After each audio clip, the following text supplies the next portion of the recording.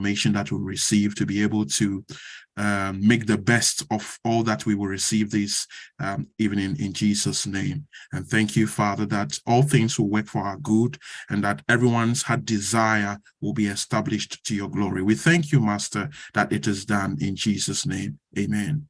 Amen. Thank you very much, Dr. Mark.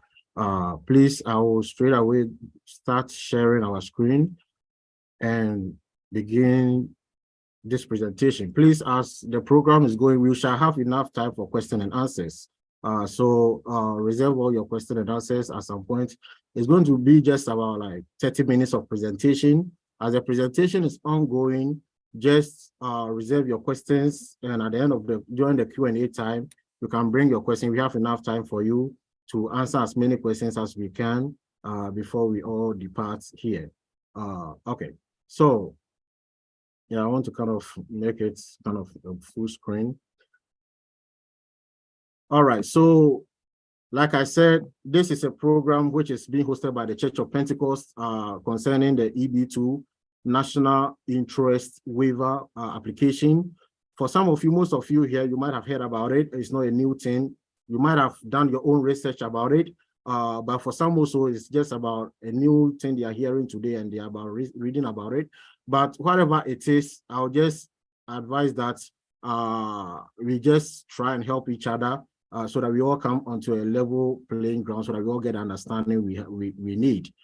So my name is Daniel Aniniba once again. I am a healthcare worker. I also have 2 master's degrees from environmental science and also sustainability, all from the Rochester Institute of Technology. So that is it. Now, okay, so, all right. So how did I get here in the first place? So if you look at my own life story, it could be similar to yours. I came to the United States in 2016 as an F1 student. And of course, when I came through a fully funded MSc program. And after school, as we all know, you have to apply for OPT. And this was a time that the job market was very tough under President Trump, especially in the environmental science field. But there was no option, so I have to kind of reconsider my decision. I canceled my OPT application and also tried enrolling in a PhD. I was contemplating doing that. So these are the 2 main decisions I took. And along the line, I also was kind of reading about EB2 National Interest Waiver, just as you are doing. And I contacted 3 lawyers, but who also turned me down. If you are here, 1 or 2 or maybe 4 or 5 people here might have experienced that, where lawyers have turned you down, probably because you don't have any publications or because you don't have citations. I'm not giving you a guarantee or assurance that you are going to be approved because you don't have publication or citations, but publications and citations are never a strict requirement from USCIS, so you better get it today and don't try kind of fixating on it, trying to get people publishing your work and citing your work all in the name of EB2 NIW. Now, I also found my own green card because lawyers turned me down, and kind of after getting my green card approved, without any citation, without any publication, I got approved. So I was just like you, so don't really much worry about citations and publications. And currently, after getting approved, I decided to pursue some immigration law studies. I am an immigration paralegal. Please, whatever information you are going to get from this meeting is just for educational purpose. It's not attorney advice. I am not an attorney, but an immigration paralegal who also have enormous experience in this green card filing, who will be able to answer as many questions as you have this particular evening. Now, so what is an EB2 NIW and who qualifies for it? It's very simple. EB2 NIW is just an employment-based second preference. That is what this EB2 means, employment-based second preference, national interest waiver. So what it means is that when an employer, or let's say you get a job through an employer who want to file a green card for you, the employer will file an employment-based green card for you, which is the EB2. But somebody will ask, what is the national interest waiver doing there? Most of the time, not everybody will get a job offer, and not everybody can actually get an employer to file a green card on their behalf. Therefore, USCIS and the US government have created this avenue that you can petition for your own green card, provided that you can document and explain to the US government that, in fact, you are very much important, your skills are important to the United States, and said that the United States should allow you residence permanently. So that is it. So what do you need? You need an advanced degree. We shall look at each of these, and that's, in fact, that's what our whole presentation is going to be centered around, this whole thing. And this is just the whole petition of an EB2 simplified on this screen. You need an advanced degree, but does that mean just having an advanced degree should give you this green card? No.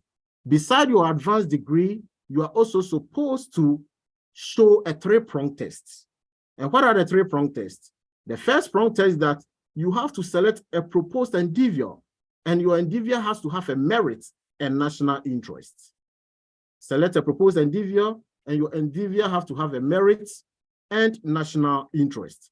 Now, the second prong test is that the applicant is well positioned to actually advance the endeavor. And this is also the same known as the exceptional ability. So the first one is that select an area which you want to specialize and work in the United States.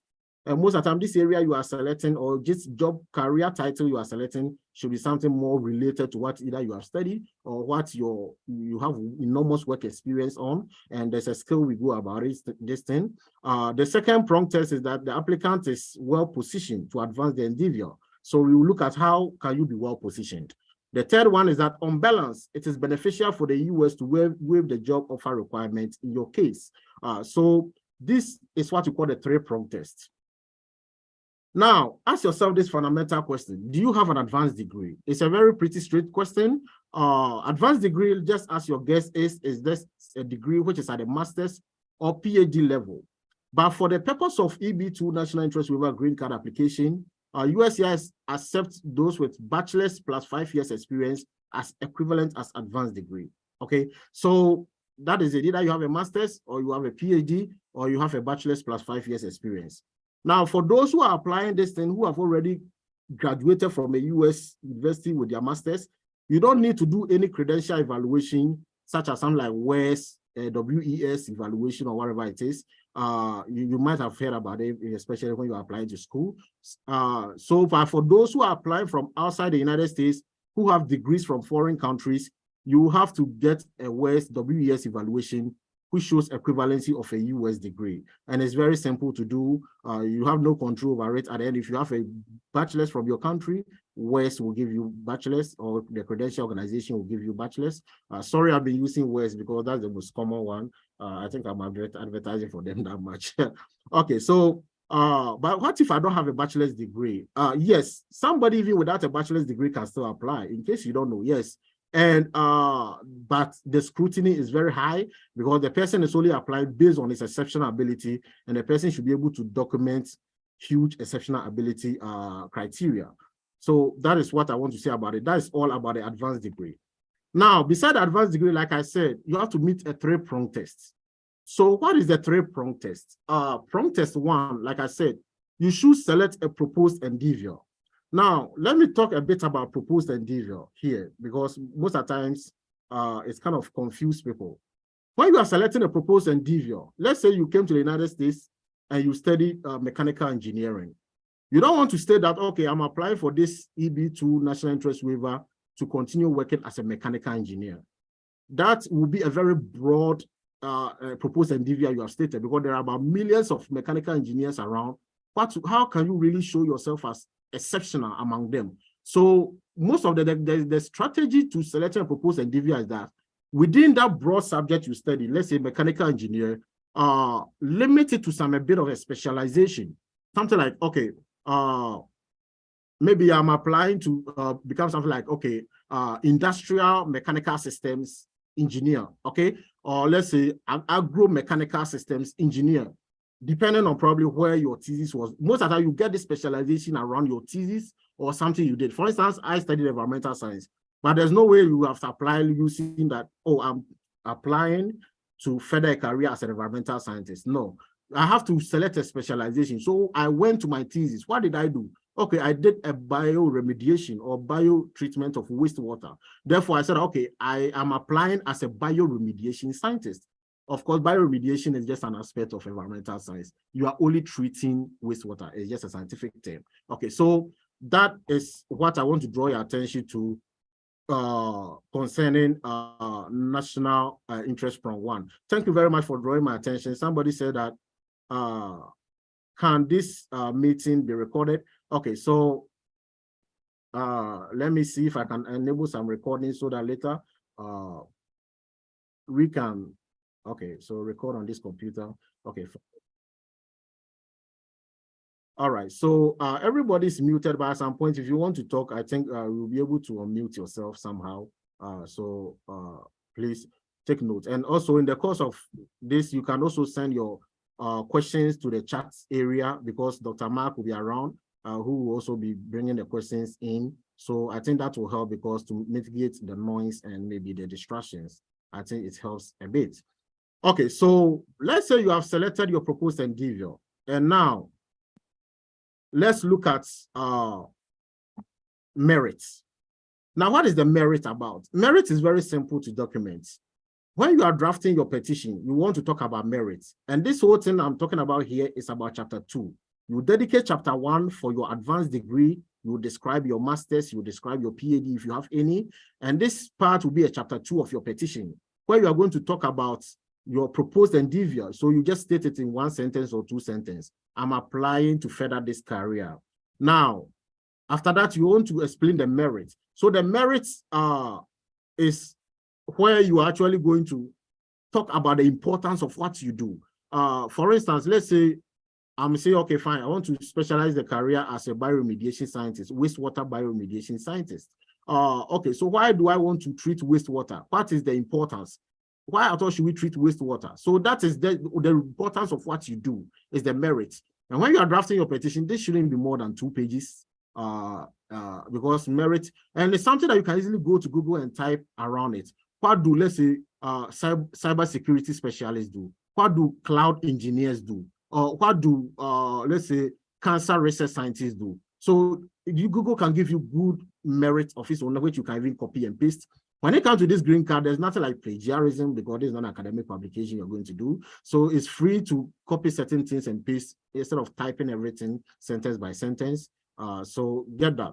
Now, from your merit, you come to the national importance. So what is a national importance?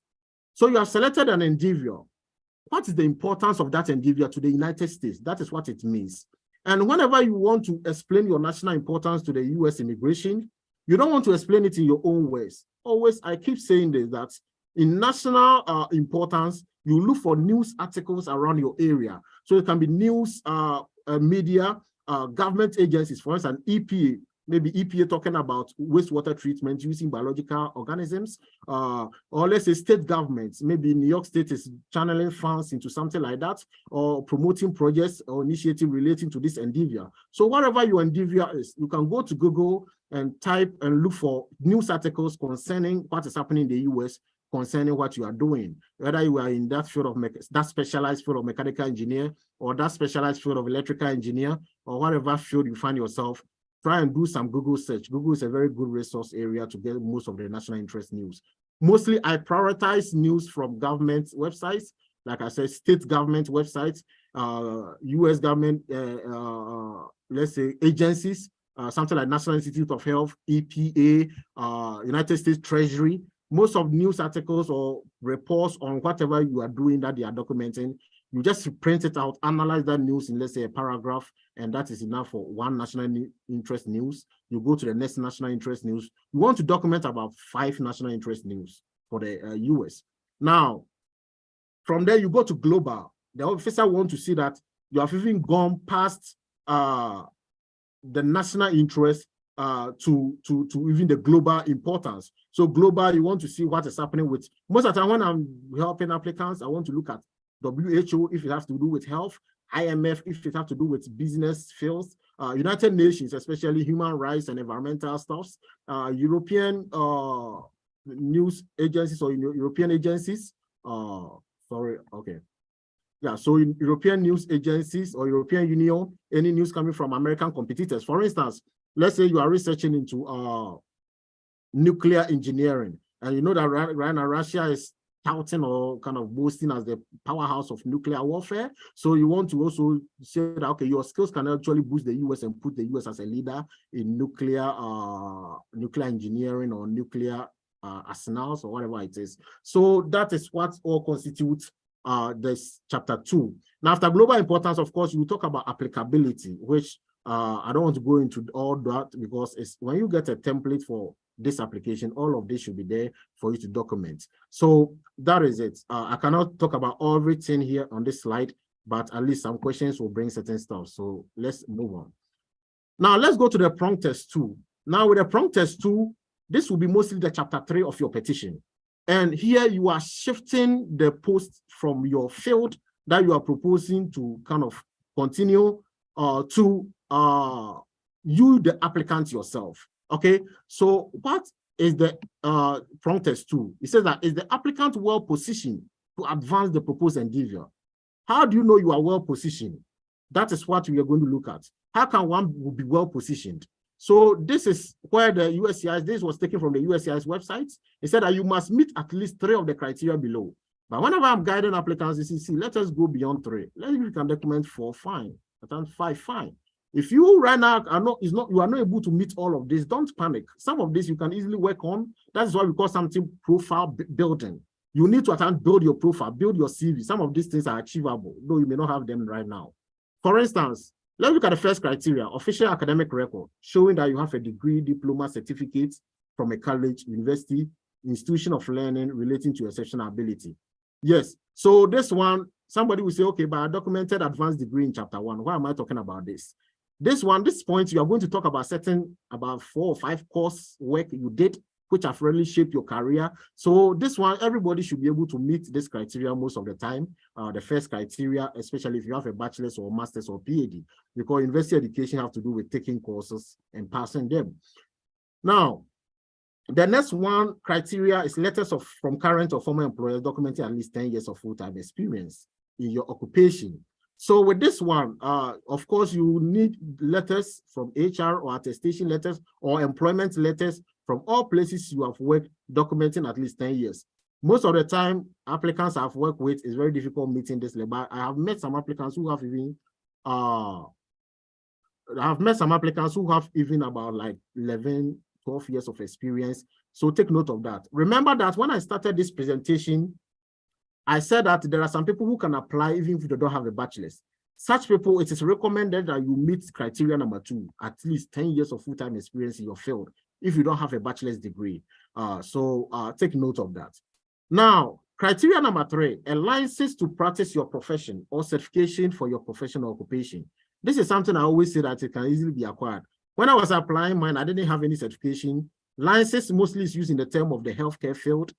Certification mostly is used in the business, science, normal, traditional science field. So like, when we say certification, please let's understand this. It's different from you going to Coursera and taking one course and getting a certificate for it. This certification should be mostly something that you have really taken and like module you have taken and passed something like an exam and scoring, let's say something like a threshold mark and coming out with it, something like a certified occupational health, safety and occupational health and safety kind of thing, certified environmental scientist, certified a lawyer, certified this, certified that. That is what I mean by certification. Some are very easy to get. When it comes to certification, try and limit to something which it can be very easy to get because this is time bound. Some also, by virtue of being even member of a professional organization, can grant you some certification. Let's say certified environmental engineer in training, something like that. Yeah, so take note of that. Now, evidence that you have commanded salary. That's going to be the 4th criteria. Evidence that you have commanded salary. And most of the time, when it comes to this criteria also, some people are very much more kind of having problems with it. Now, this is what it means. You don't have to show you have earned 6 figures, $100,000 before it shows that you're expert. No. What it shows is that in your geographical area, are you among people a typical salary you have earned? The law says that you have commanded a salary. It didn't say you have commanded the highest salary or you have commanded among the top salary. But whatever it is, when applicants come, I find a way to analyze the salary and project them as experts based on this criteria. Now, another thing is membership in professional organization. So membership in professional organization, this is one of the easiest criteria you can easily meet. Right now, look at wherever area you are studying. Go online. You may be agricultural scientist, you may be environmental scientist, you may be a business student. Go online and look at professional organizations you can join. This organization can even help you down the road in getting job, maybe in the future, go for networking activities and the rest. So please, some of them you just have to join and pay your $10 or $20 fee. Try and join some of these things. And as you join it, not many, you can join maybe 3, it's okay. 2, 3, it's okay. Mostly 3 should be quite good. So that is it.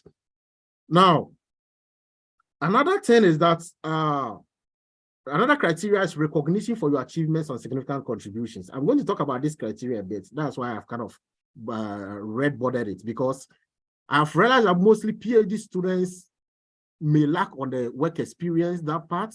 They may lack on other things, but mostly this particular criteria favors PhD students a lot. So the next slide, we are going to look at this criteria in detail. I decided to focus on that, but I hope at this moment, all the other criteria I've talked about is quite okay. And we shall attend to questions, so please hold your peace. Now, so how can you prove recognition and significant contribution in your field? That's the last criteria we're looking at. This is where it's very much open and very broad, and it's really it's a bread and butter for most PhD students. Here you can talk about scholarships, fellowships, agency funding. Okay, if you have an assistantship, a university throwing 50,000, 100,000. Don't say you are giving a 20,000 stipend. Of course, everybody may do that, but try and like, okay, the value of my total tuition waiver is about 100,000. Because in value, the university might have waived about, let's say, 4 years of tuition paying for you just to pursue a PhD. This is some of the things. You see, EB2 is about, like one of my clients said, packaging. You are packaging yourself. That doesn't mean you are lying. You are packaging yourself. So the little credential, try and just give it spices, okay? Spice it up. That is what really moves, that is what really moves the officer. Now, employee awards. Somebody said, will you share your slides? Please, this video is streaming on the YouTube also, so it should be something kind of a good reference point for you. Okay, so employee awards. Yes, let's say you are in the corporate world, maybe best employee, maybe any kind of award, best team leader, whatever it is, take note of that. You can also use it. Presentation awards. Some people will say, some lawyers will say, okay, presentation from university doesn't carry weight. That doesn't mean you can't use it. Don't leave things which carry weight and which doesn't carry weight to yourself. Leave that to the officer. Because when it comes to EB2 national interest waiver, it is the basic and the easiest to get compared to the EB1. The EB1 is very advanced level that is very difficult to meet. At times, you even have to be some citation levels. But this one is just like a giveaway green card. And you can get a lot of things to document that you are well positioned to advance your endeavor. Now, patents. Yeah, this is not that much common, but I've seen a couple of applicants who have patented stuffs under their names. So having a patent is equally good, and how you draft and explain this patent can even convince the officer also to adjudicate in your favor. Publication and citations, I asterisk this one because like I said, people actually bother on this a lot, but it falls under this. It's just 1% of it. It is not a criteria that you have to meet. So when I start see certain lawyers rejecting because of publication and citations, I get marveled because I've got a whole lot of students, some not having publication at all, getting approved. The law is that if you're able to meet at least 3 of the criteria that we have talked about, you should be good to go. Now, promotions, we have talked about that. Recommendation letters. So recommendation letters, of course, part of this, you'll be collecting recommendation letters. And if you have any question concerning recommendation letters, during the Q&A, you can really throw it out. Now, media publication about you and your lab. Some people do a very good job. That is why when you start this thing at the onset of your master's program, it really helps you to build a profile, because my supervisor used to do this a lot. At times, you invite some media, university media office to come to our lab and write about our research and put it on the media outlet on the university. All these things really helped me a lot, because though at times my name may not directly be mentioned, but in the recommendation letter, maybe your TD supervisor can say that, okay, you carried about 80% of the research. Therefore, in other words, that news is about you. Okay, so that is one of the ways you can actually invite people to talk about your research. At times, you can even contact some private media, tell them about your research, let them write about your research. Okay, equally, that one is also good. Have you also been invited to be an editor or reviewer of journals? Think about that. It also helps. Technology transfer. Technology transfer means you are doing a research which some company is very interested, and probably, who knows, they might even be funding your lab. You may not know. So your kind of supervisor is a very good reference point for that, for technology transfer stuffs. Original research breakthroughs. So let me go back to technology transfer. So whenever you are doing a research where a company is interested, who is going to use your findings to actually on a bigger scale, it can also equally be used. And if you can get a letter from some of these companies, attestation letter to prove that, it's equally very good. So be thinking about these things as the presentation is ongoing. Now, original research breakthrough, of course, let's say the course of your research, you are first to use some technology, you are first to use certain things. Feel free to write about them and support them with letter of recommendation quotations, because it also goes a long way to attest to the fact that you are kind of breaking grounds in your research. Conferences attended. People don't know that even when you attend conference, the name tags itself also serve as evidence. So because whatever you write about this thing, you should provide evidence, or somebody will say supporting documents. Here we call it evidence. So when you attend a conference, the name tags, you may not value it, go look for it. Some of these name tags have your name, whatever you came to present, or whatever you came to do is equally as good, or maybe the organization that invited you. You attending the conference means you are an expert in that subject which is being discussed. That is the just fundamentals of it. Now, abstract acceptance emails. So I remember when I was filing, my profile was quite weak. I didn't have a publication, I didn't have any citation. So I developed this strategy where I will apply, I will send an abstract to some conferences, some in Europe, some in Asia, and you not necessarily attend, but you know that when you submit abstract, the reviewers will respond back with some favorable email that, okay, we are interested in your abstract, we would like you to present. Now, when you see some of these things, you can print these emails showing that you have been recognized, you have been accepted in your circles. That is what it means, okay? So emails can equally serve as evidence. Conference name tags. So I've talked about conference name tags too. Okay, now, prompt test 3. So with prompt test 3, what really happens here? So the prompt test 3 is a situation where you are comparing yourself to a US citizen and showing that you are better than the ordinary US citizen, okay? And above all, you also have to be talking about some of these things, questions I've asked on this slide. Now, this is mostly a concluding remarks about your skills, and mostly letters of recommendation ending parts are used to support some of this. For instance, let's say I'm writing a recommendation letter for you as somebody who is into, let's say, a specialized area in petroleum engineering. And the concluding area in my letter of recommendation, I can write something like, okay, let's say, Mrs. Lydia is an expert in petroleum engineering, and considering the fact that petroleum products prices are hiking up in the US, we need experts like herself to actually bring prices down for Americans to afford. This will be some of the concluding part of recommendation letters you can use to support, because something is happening in the US and we need your skills. That is the strategy of how you can use it. Or considering the fact that this is happening, or considering the fact that this situation will happen if you don't allow her to stay or him to stay in the United States and contribute his skills. So these are some of the things you'll be asking yourself. Is your endeavor a matter of urgent national security? Would the US suffer any economic loss? Let's say you are in the business field, you are in cybersecurity field. People lose huge sums of money on cybersecurity. So you can say that, okay, probably looking at the fact that a lot of cyber fraud cases are on the ascendancy in the US, we need experts like Mr. or Dr. Michael or Dr. So to stay in the United States to contribute his skills to fighting cyber fraud. Some of these concluding part of recommendation letters really help in this particular section. Mostly my strategy is that I hold on recommendation letters onto the last part, until I finish the whole draft, because after that, you have to copy certain parts of your recommendation letters to support certain claims in your petition. So what if you collect all recommendation letters and then you finish your petition, none of the paragraphs on the recommendation letter can support certain things? Then that means you have a whole letters which are, excuse me to say, useless. So I finish my recommendation letters before I actually come. I finish my petition before I come to my recommendation letters. But you have to list people down who are ready to either write recommendation letter for you or sign recommendation for you. At times you can write it and ask them to sign for you. It's allowed.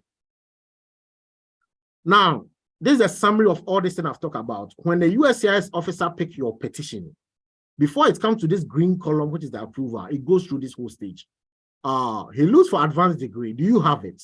Okay, let's say you have, yes, you have a PhD, you have a master's, or you have a bachelor's plus 5 years experience. Solid. Okay, you have advanced degree.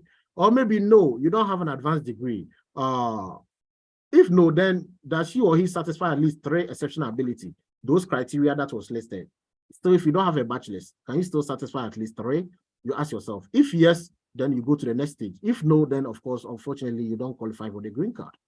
Now, for the next stage, the officer will be looking at the prong test 1. So at times when people bring their petition to me, you see that they have kind of national interests have come to the bottom and they have brought this one up and they will be kind of missing this whole thing. A petition should flow like this. If it's not flowing like this, then you have to really structure things in your petition. Now, has the applicant really shown that the field has merit or national interest? I've talked about all these things. Then, if you have really documented it well, documented your national interest, documented your global, even your global interest, then you go to the next one. The second prong, has the applicant shown that he or she is well positioned? He will actually look to mark to see you have met 3 out of those criteria. So it's not about citations, it's not about publications. If you have it, we can equally be adding all of them into your exceptional ability. Some people at the end can have about 10 exceptional ability points written out of all these things that I mentioned. So if you also have 4 good, if you have 5 good, so take note of that. Then if he is satisfied with your exceptional ability part, then he comes to the unbalanced argument. And if you do the unbalanced argument very well, then of course, he goes on to approve the green card. If he's not satisfied, he doesn't reject or deny your petition straight away. He gives you a second chance to redeem yourself by explaining parts that you didn't explain very well, by issuing something they call RFE, request for evidence. And the second request for evidence is giving a maximum of 3 months to respond to. And if you're unable to respond it convincingly, then of course you receive intent to deny, then or probably a denial. So take note of that. I've seen a lot of people who come and they get requests for evidence for all 3 prongs, and it's very, very disheartening. So please make sure that the first time you're doing a very good job to try and seal all these potholes before actually you get your green card approved. Now, somebody will ask, therefore, where do I come in? How do I assess people? So, like I said, some people are like, okay, can you assess my profile to see if I qualify? In that way, I can do a one-on-one Zoom consultation with you, get me your detailed CV, go through and kind of light side by side with the US criteria. Things you can get, we mark it out. Things which are easy for you to get, or you don't have them, we just give you time to work on them and get them. And you don't wait, but you can still begin filing your application whilst you are working on your profile. You don't have to wait to get all a stellar CV before you start working on your profile. It's a work in progress. Then this one, please allow yourself at least 2 months or 3 months to be filing this thing. Don't do a hasty job and get a denial. Now, there are other things that I can also do. Some people also come and they said, okay, fine. I want a structure for my outline. I want a structured outline. Can you help me do that? Yeah, so probably you come, I can structure it chapter by chapter, giving it very good heading, and so that you go and draft and fill it in yourself. I do this one also for people. So take note of that, because an EB2 new petition can span for about 50 to 70 pages. And you want to make sure that not everything that you even type yourself, some of the things you copy and paste, we all know that, but make sure that you have a structure. Because when the officer pick a petition and it's a winning petition, they know a winning petition because of the flow of it. So I give an outline and make sure this outline really conforms to what the officer is trying to see. Another thing is that how do I assist applicants? Again, it's like the supervision. Some people they want coaching, they want start to finish guidance. Well, I can do that for you. Mostly what I do is that under this kind of help, under this kind of offer, I do a kind of the outline, which is the option 2. After that is after we have done even a consultation, I've understood your field. Then I begin drafting the outline. After drafting the outline, I focus on the critical points, the national interest points, and the unbalanced arguments, and I allow the applicant to focus on the chapter 3. I'm well positioned. after I've given good heading for the person to complete, I try to supervise that aspect because let's understand this part. You can talk about your work experiences. You can talk about your certifications, though I can put in phrases which will make it sound very good. You can talk about even your research. So this part, I will mostly leave it for the applicant to work on. So it's like an agile style of work, and it's really speed up because I realized that of late, within maximum of 2 months, we have done with a petition by completing everything. Some also go very fast. So it depends on the applicants I'm working with. Some also take breaks from their petition. Life happens, everything happens in life. It doesn't mean that you are stopping. No matter what, keep working on it. Another service that people really like is that, for instance, they are finished with everything and they really, really want you to view their petition for them for completeness. I can also do that, kind of go through it, make comments, certain parts where I have to move stuff, I will move it for you. Certain parts, I'll make comments. You need to write this part, you need to write this, we need to do this, we need to do that. So it gives a kind of objective view so that you don't go and get an RFE and kind of waste more time and kind of put you in a kind of a very devastating mood. So you want to seal all your trust, seal all your weak points before, so that you know that you are putting your best foot forward. Okay, yeah. So I think this is the end of the presentation. I've really talked enough and comprehensively. If you have questions right now, I think this is the time that probably you can bring in your questions so that we can address them. At this moment, I don't know, Dr. Mark, are you online?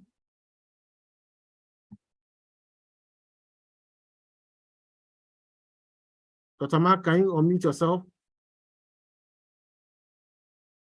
Okay, so I have people who have raised up their hand that they have questions. So I'm going to respond to them as we are waiting for Dr. Mark to actually coordinate the questions.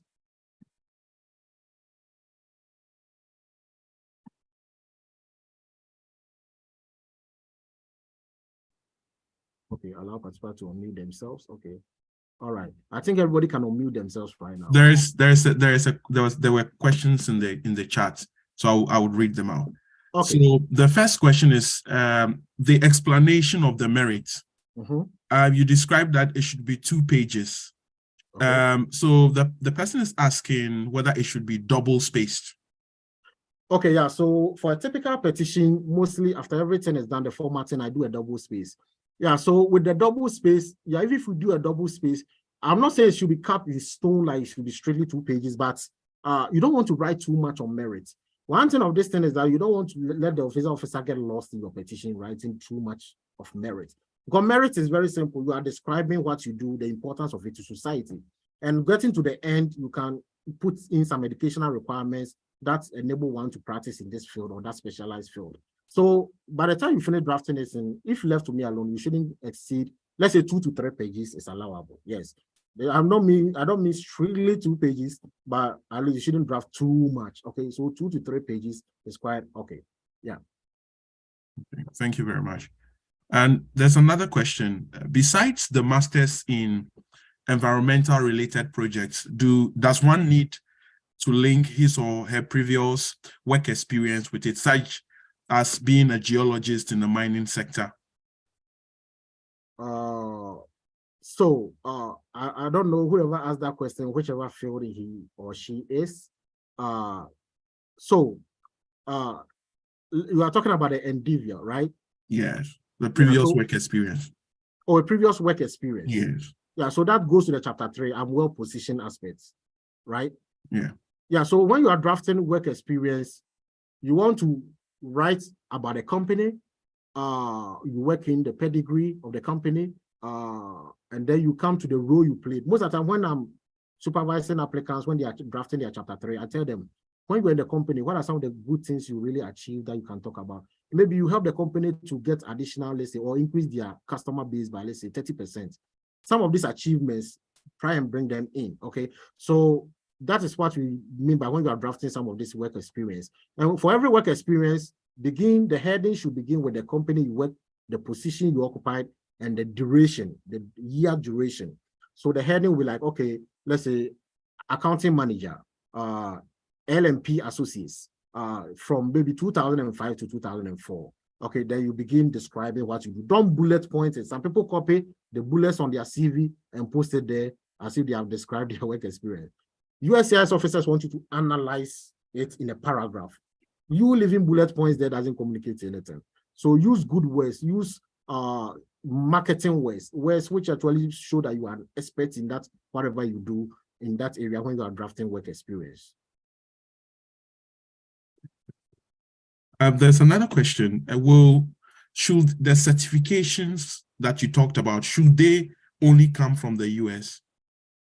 Good, that's a very good question. When it comes to certification, you can go to Europe and get it. Okay, anywhere in the world that you got a certification from, you can get it. Some people get NEBOSH. NEBOSH is a UK health and safety certification. Sorry, I'm using environmental certifications. It can apply to your field wherever you are. So wherever you get a certification from is allowed. When you are drafting, the officer is not interested in whether the certification is coming from a bigger organization or a small organization. But you don't want to sound so common or so simple, okay? So talk about the organization. Which organization awarded the certification? How can even a person get certifications? For instance, those in accounting, CPA, you require some work experience, right? Talk about that. For somebody to get a CPA certification requires maybe 3 years work experience. And I have documented maybe 5 years experience. That make me an expert in this field. Talk about some exams you wrote to get that certification. Let the officer know that it's not a certification you pay money and you just grab it somewhere. Even if it is how you got it, that's not how you want to portray it. So like I said, this one has to do with packaging. You are packaging yourself very well. Some certifications are very easy to get. Within maybe 10 credit hour, you can get, let's say, OSHA certification, 10 credit hour. I have a client who was like HIPAA certification, which she did just within a setting of, let's say, 1 hour. But it's a certification, it's a HIPAA certification. No matter what you do, it's a certification. So that's what I mean by that. Okay, yeah. All right, any more questions? I see some people's hands are up. Do you want me to, Doc, do you want me to attend to them? You are muted, Doc. I want to read all the questions that were posted in the chat. Then we come to the, okay. Yes. Okay. So right. If one serves as a judge in a competition, can it be used as evidence? If yes, what do I need to show? Okay, yeah, thank you very much. Yes, so all this evidence, so a judge will be like, it will come under the contribution and recognition criteria. So you can use it, yes. It's like judging somebody's thesis or article for publication or being an editor. So being appointed a judge over a competition is good. But mostly you want, yes, an evidence. So what happened? Maybe the organization that organized the competition gets an attestation from them. Okay, yeah, it's allowed, it's accepted. Maybe the organization that organized it will write, okay, Mr. So-and-so was appointed a judge over this competition, looking at his pedigree in this area and his honesty and whatever it is. Therefore, he did a very good job and the competition was a success. Such short letter is equally accepted as an evidence. Providing an evidence is better than providing nothing at all, because you don't want to be bringing back requests for evidence for not providing evidence. Yeah. Okay. Thank you. Is there a cost for the structure you would give to someone who needs it?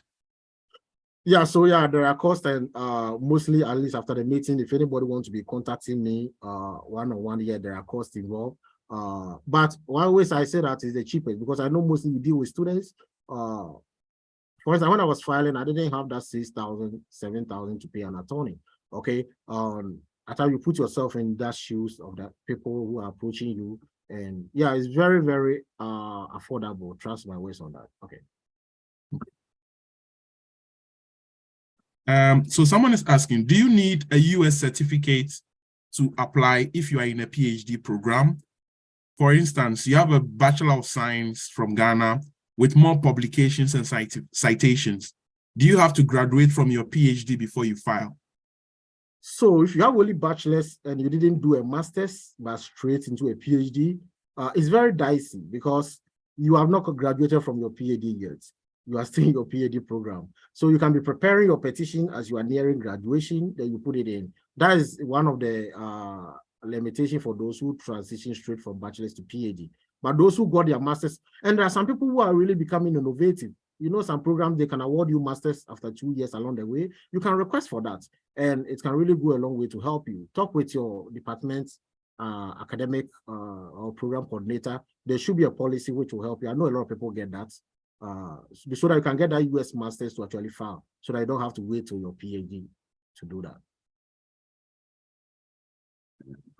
There's another question from the chat. In my first degree, I read political science and sociology. After university, my national service I did in Ghana.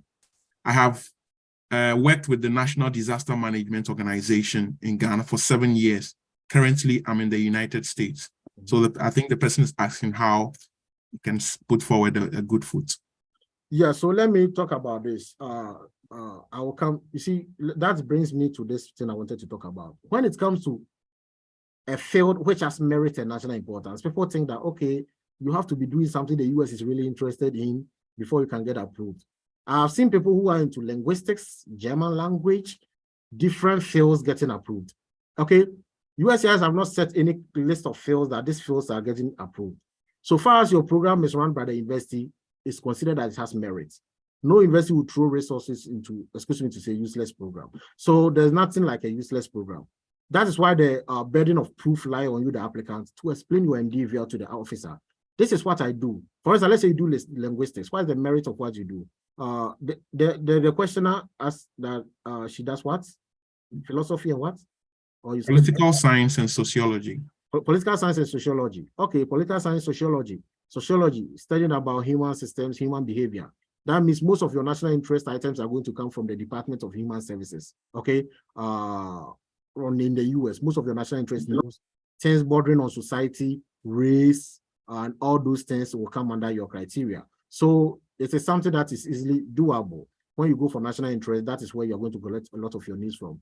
I've helped an applicant who was doing something like migration and child trafficking specialist. That was his proposed endeavor. And he drafted a very good petition, and he should be getting approval very soon. So every field is accepted. And the structure is the same. So when people contact me, they ask, oh, have you worked with a cybersecurity before? Or have you worked with a pharmacist before? It's not about the field. The structure is the same. No matter what you do, there's always a research we do around it, and there's always something we draft about it. The US is such a big country that everything goes on here. So no matter your field, I even see comedians also getting approved. So this green card is not for only people in the science, business, or arts, people in comedy. So far as, because exceptional ability, your ability to let people laugh is actually accepted, okay? Your ability to let people laugh is also considered a merit. For people in the US with a whole lot of depressive mood, and they need to laugh. So comedians also equally get accepted for that. Yeah, any question again? Doc, you're muted. If an applicant gets an RFE, can the applicant change the draft to a new topic, or it's mandatory to stick with his initial argument and provide a detailed evidence to support his argument? Yeah, that's a very good question. When you get a request for evidence, do you want to change a material fact? Most of the reviews, those who go for appeal, most of the reviews I read, when the moment you change your initial position, you are giving the officer even the more strength to tell you that refer this thing and he will deny you, right? So if you have shot yourself in the foot, stand by it and try to find a way to defend it by all means, okay? Some of the RFEs is not that difficult to respond to. For instance, there was one person, applicant I was assisting. She has a medical degree from outside the country, Georgia, like Republic of Georgia. I mean, not the state Georgia, Republic of Georgia. She has a medical degree. But when she was applying, she refused to state her proposed endeavor. So the officer assumed that this lady is coming in to practice as a medical doctor.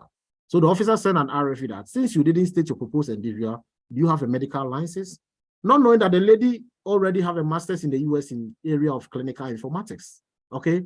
And she was applying to work as a clinical informatician, not a medical doctor. So you see, you not stating your proposed endeavor will leave the officer no choice to actually decide certain things for you. So it is very important that you state your proposed endeavor and you stick to it. So some of the RFE, like I said, will come back that you didn't state your proposed endeavor. It's a very good RFE. It will give you a starting point to state a proposed endeavor, then battle your case through it from prong 1, prong 2, prong 3. It's better that way than somebody who stated a proposed endeavor and didn't state it well, But if you didn't state it when you want to restate it, don't veer too much from what you submitted initially. Please, changing an entire petition. For instance, I have somebody who drafted and wanted to work in the US for a corporation. It's not bad to draft and proposing to work in the bigger corporate America. But some people want to state that, oh, they will create jobs, create employment. The moment you state that, you are applying as an entrepreneur, and the officer will be tempted to issue RFE soliciting for let me say, business plan. When you bring such RFE to me, I don't do business plan. I don't help people on such RFEs because you stated that you're going to be an entrepreneur. You want to create jobs. So officer wants you to see your startup capital, your business plan, how many people you are going to employ. So most of the people I work with, I say, no, even if you're in the IT, I'm not going there. I'll create a job, I'll create a consultancy. No, don't do that. File as normal, you are filing, you have skills, you are going to contribute to the normal corporate, bigger America, corporate America. It's acceptable. You don't have to say you are going to start a business before you get approved. But if you want to go the entrepreneurship route, probably you want to consult attorneys who work with entrepreneurs. I don't do entrepreneurship because of the business plan thing. I don't go into that area. Okay. So there's another question. How many chapters for the petition in total? Yeah, so mostly by the time you finish this thing, you should be moving around, like, let's say 5 chapters. For instance, chapter 1, you are talking about your advanced degree, your master's, PhD, bachelor's, and currently what you are doing. Okay, so somebody is currently in the PhD program. So that means you talk about your bachelor's, master's. I'm currently a PhD program in the so-and-so university. I got this funding. I was awarded this. I did that. Fine. Then you come to chapter 2, merit, national importance, global importance, and applicability. That forms chapter 2. Chapter 3, I'm well positioned, and that's why the criteria is there. You go through all the criteria, write about 4 or 5 that you can meet, or 3 out of all that you can meet from there. Then you come to chapter 4, on balance. I am well, I'll benefit the United States more than an ordinary US citizen. That's the chapter 4. Then the chapter 5 is not actually something you'll be drafting. You are listing identity documents you are submitting in relation to the petition. So for instance, passports, birth certificate. Don't forget birth certificates. It's very important. Passport, birth certs, state IDs that you have, visa pages, all identity documents come under chapter 5. So it's mostly at the bullet points at that area that you do. Then you conclude your petition.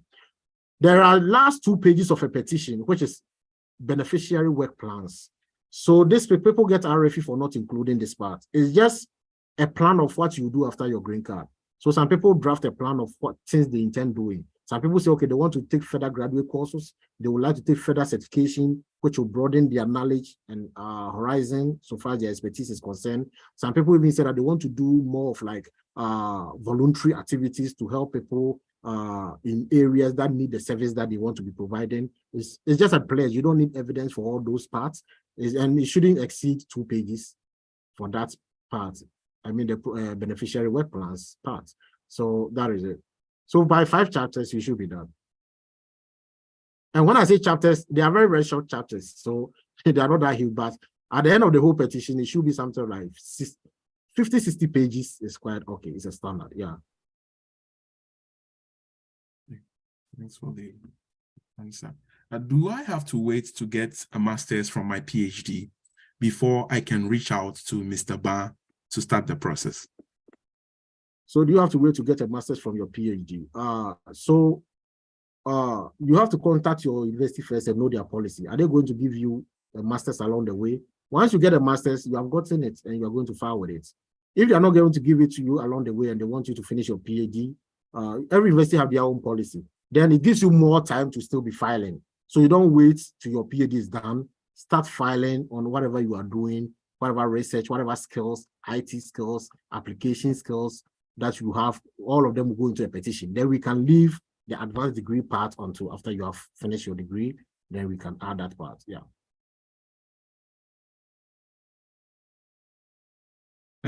Someone is asking in the chat, how does one get your contacts? And also, what are your charges if you were to write a petition? Okay, so yeah, for some reason, I'm not going to quote charges here, but like I said, my contact is on my YouTube page. I think I have also my So my YouTube handle was actually on the flyer, wherever you got a flyer to actually join. On my YouTube videos, I put my contact there. My email is there. I'm also commenting my email. I'll comment my email on the chat area so that at least anybody can also get access to it. Yeah, so I'm commenting my email on that. Okay, so Doc, you can move on to the next. Okay, and then I wanted to add that if there are questions that may require you to refer, put up your slide. I think you can put up your slide and use aspects of your slide to show us. Okay, you want me to share my slide again? Yes. Okay. So aspects of your slide that may visually help the participants to grasp what you're describing. Okay, let me share it on this side. Okay, so which part is the question actually coming from? Okay. So can you highlight on the balance a bit, and then when you say 50 to 70 pages, does it mean 50 to 70 pages for the application document? Okay, so the unbalance, you want me to go to that side a bit? Okay. Yes. So that's prong test 3. Mostly that's the chapter 4 of your petition. Now, unbalance means you comparing yourself to the United States citizen. Why should we give you a green card to come and kick a US citizen out of a job? That's what the US officer is asking. So most of the time, there are some techniques I use for applicants. Mostly, I don't want to put it, but these questions all borders on the techniques I use. For instance, you are documenting that you have a specialized skill, so that if this skill is not utilized in the US is going to suffer certain harm. It could be something like you are working on, which have to do with a national security thing, which needs your skill to be that. For instance, I had a client who got approved in geographic information systems, okay? And this part, the person drafted that, okay, looking at my skills in GIS, I think the US military needs to enhance skills in GIS in wartime planning, okay? GIS can be used in wartime planning or planning warfare. So therefore, the US military can be weakened without my skill in the US. Yeah, whether it's true or not, you have stated that because that is part of your skill that you have. So you are mentioning skills that actually will let the US officer know that, okay, fine. Without accepting this girl, we are going to lose this, or without accepting this guy, we are going to lose this skill in the US. Or let's say the US will suffer economic loss. Let's say you are in an area where in the business field or economics field, accounting field, where there are a lot of leakages, business are closing and folding up, their statements are not going as planned. Therefore, without your skills, US businesses are going to suffer. US businesses are going to fold up. US businesses are going to go bankrupt. Recently, we have seen banks folding up because they're unable to put their finances in good order. These are good points you can even reference in writing this part concerning prong test 3. So it's about making comparison. And also, what makes you better than the US citizen? For instance, it may be that you have a PhD. The ordinary US citizen is coming to this job market with ordinary bachelors. Let's say you have a master's. You are advanced than the US citizen, okay? It could be that you have international exposure. You have worked in other countries. The US citizen is only limited to the US. And this field is a field which is to be global. You should have a global perspective. That makes you an advanced than the US citizen. And at the end, recommendation letter quotes, I can't stress enough, is going to do some magic at this session. Bring a recommendation letter quotes to support some of these things that you write to make that argument. Because US officers at times will trust more of what experts say. Okay, so if an expert is saying you are needed in the US, they should allow you to stay. Who is the officer to decline it? Okay, so that is also another trick to work on that. And the second part of the question was the 50 to 70 pages, right? Yes. Okay, so most of the time applicants, okay, fine. So when I say 50 to 70 pages, I mean, it depends on everybody's profile. Some people have stellar profiles that they have a lot of things to document. It depends on everybody's profile, but the standard EB2 petition I've seen is not less than 45 or 50 pages. Because you'll be writing, and at times the national interest news, you'll be copying some of them and pasting. The document will be expanding. By the time you finish, you have a huge number of pages to deal with. You may seem that it's something small, but you'll be writing quite some good amount of content. Yeah. Okay, thank you. Must one have 10 years working experience, or it can be less? Okay, so let me go to that 10-year experience. Okay, so you mean the meeting 3 out of this. meet whatever you can satisfy. It's not compulsory to meet everything. Okay. So you have the academic records, fine. You have met criteria 1. Let us show you have 10 years experience. You don't have that. It could be that you have 8 years experience, 7 years experience. That doesn't mean we will not talk about your work experience, but that work experience can be talked about as contribution. Okay, you have contributed your skill in the form of work experience, okay, or helping other companies to progress or grow. But it doesn't meet, if it doesn't meet the 10-year threshold, we will not count it as a 10-year, but we can count it as a recognition for achievement or significant contribution. For somebody to have 8 years or 7 years in a field, you can't trash that. So we write about that, though we don't document it as meeting 10-year threshold, but it can also come to support the recognition for achievements and contribution session. So should schools transcripts and certificates be added? Yes, chapter 1, you need official transcript and certificates, diploma. So mostly, I remember when I was filing, I have to finish everything until my degree landed, and I made a copy and added it. You need that. You can't send without it. You get RFE for it. Okay, so get official transcripts, and of course, your certificate, you can make a copy of it. But reading the transcript, let it be official. Mostly, the university will send it in an envelope. Don't tear and open the envelope. Let it be in the envelope and add it to your documents. Okay, thanks so much. What if your chosen area of endeavor does not align with your previous work experience? Yes, we have found this thing as something. Some of the people that bring their case in their resume, they are working in a particular field. All of a sudden, they transition to another field. You see, like I said, EB2 NIW is packaging. Okay, find a way to link some related skills you got from your previous job to this one. For instance, I was working with a client who did a bachelor's in agricultural genetic engineering from Nigeria, and she came to do MBA in the US and working with one of the biggest companies. I don't want to mention it. Okay, so or somebody asks, well, what use is a genetic engineering having to do with your MBA that we are going to file? Of course, we have to draft that she has a degree, and degree is a degree. But part of it, we made it. We kind of, I don't know. We coined a draft so that we made sure that there was a transferable skill from even that degree to this part. Why did you even transition field? Okay, maybe somebody said, okay, after looking at the fact that genetic engineering needs some bit of business skills to make sure that we propagate this field, I then transition into the business industry or business field to get more knowledge on that. You see, that smart connecting statement is okay for the officer to accept it. Okay, yeah, so it's okay to have work experience in some field and other field. But when it comes to chapter 3, if a work experience is not directly related to the skill, mostly we leave it out. We try to focus on the work experience that have to do with the proposed endeavor. So it depends, unless I see the person's CV of how much it deviates, you can actually tell that whether I will take it out or we will add it. It depends on how the deviation is. It may be very related. You may not know. Okay, so it all depends on the person's CV and how it is. That's why there's a consultation and CV scrutiny. Yeah. Okay, so there's an interesting question. If you have an academic background that is kind of like jack of all trades, you have a bachelor's in political science, a master's in law, and a PhD in economics, does that affect the decision from the judges? No, it doesn't affect it, but you have to select a thematic area and focus on. That is a very good question, and that brings me to this. Don't jump or hover from one proposed endeavor to another. Today, you are talking about maybe oil and gas drilling specialist. The next moment, you are talking about aerospace specialist. When you do that, you're actually not giving yourself, the officer is going to actually issue RFE, telling that you are hopping from one proposed endeavor to another. Be specific, okay? So select one endeavor which you think your CV actually have a Homeric influence on, and which you can take, you can get enough evidence to support that area.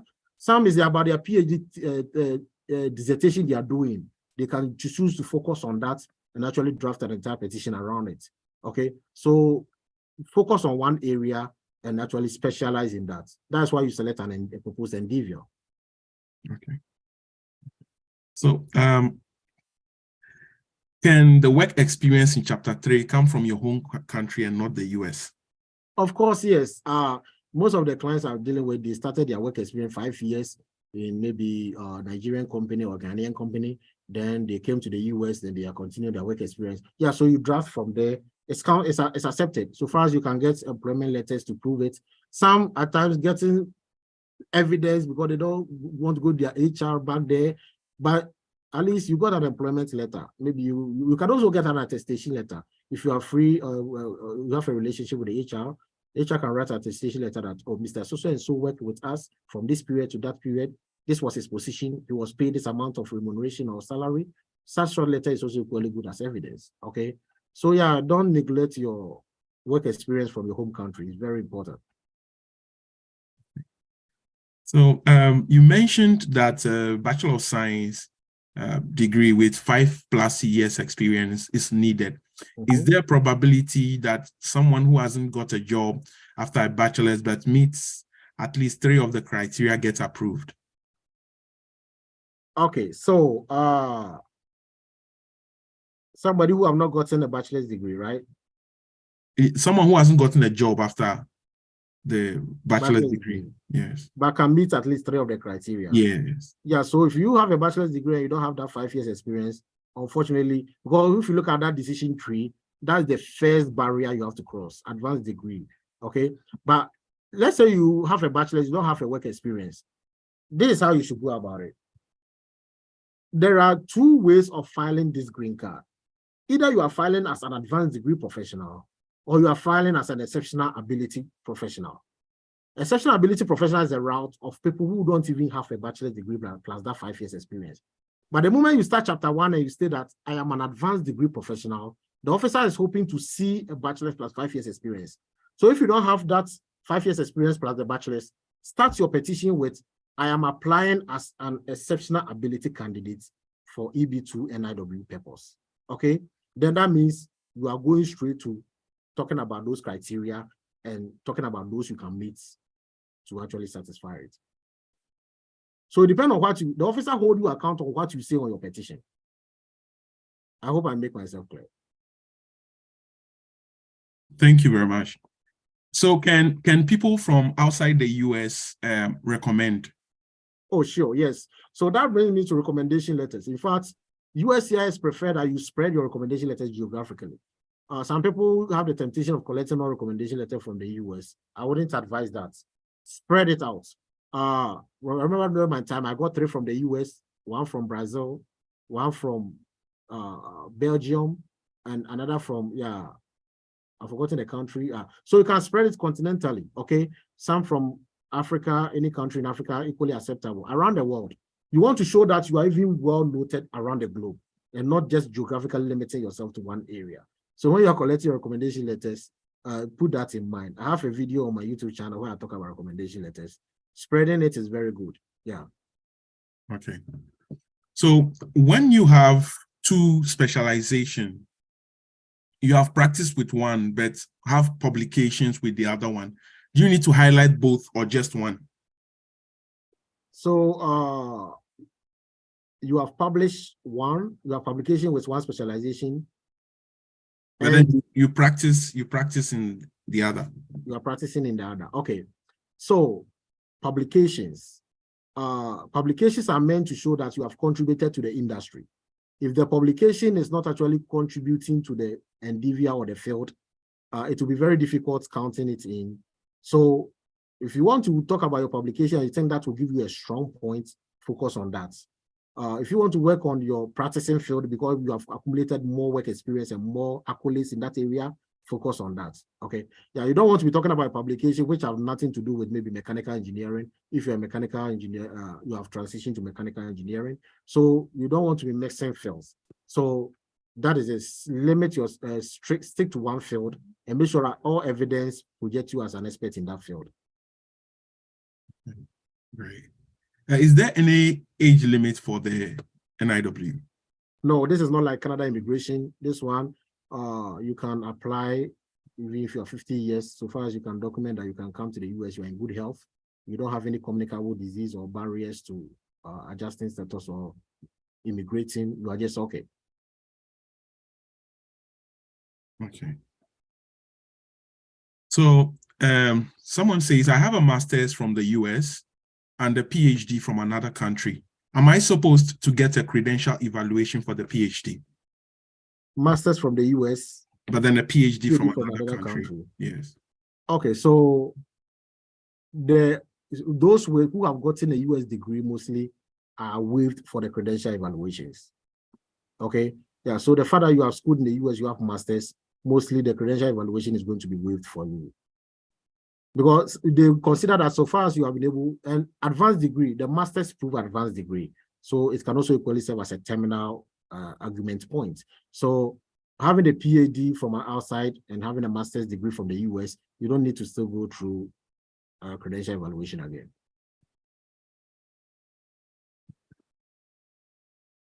So my friend, so this is another question in the chat. My friend is on a J1 research scholar visa and undertaking a year period abroad in the US. Can she file for the EB2? She has about 8 months for a J1 to run out.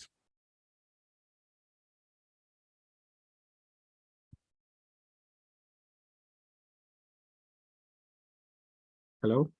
Yes.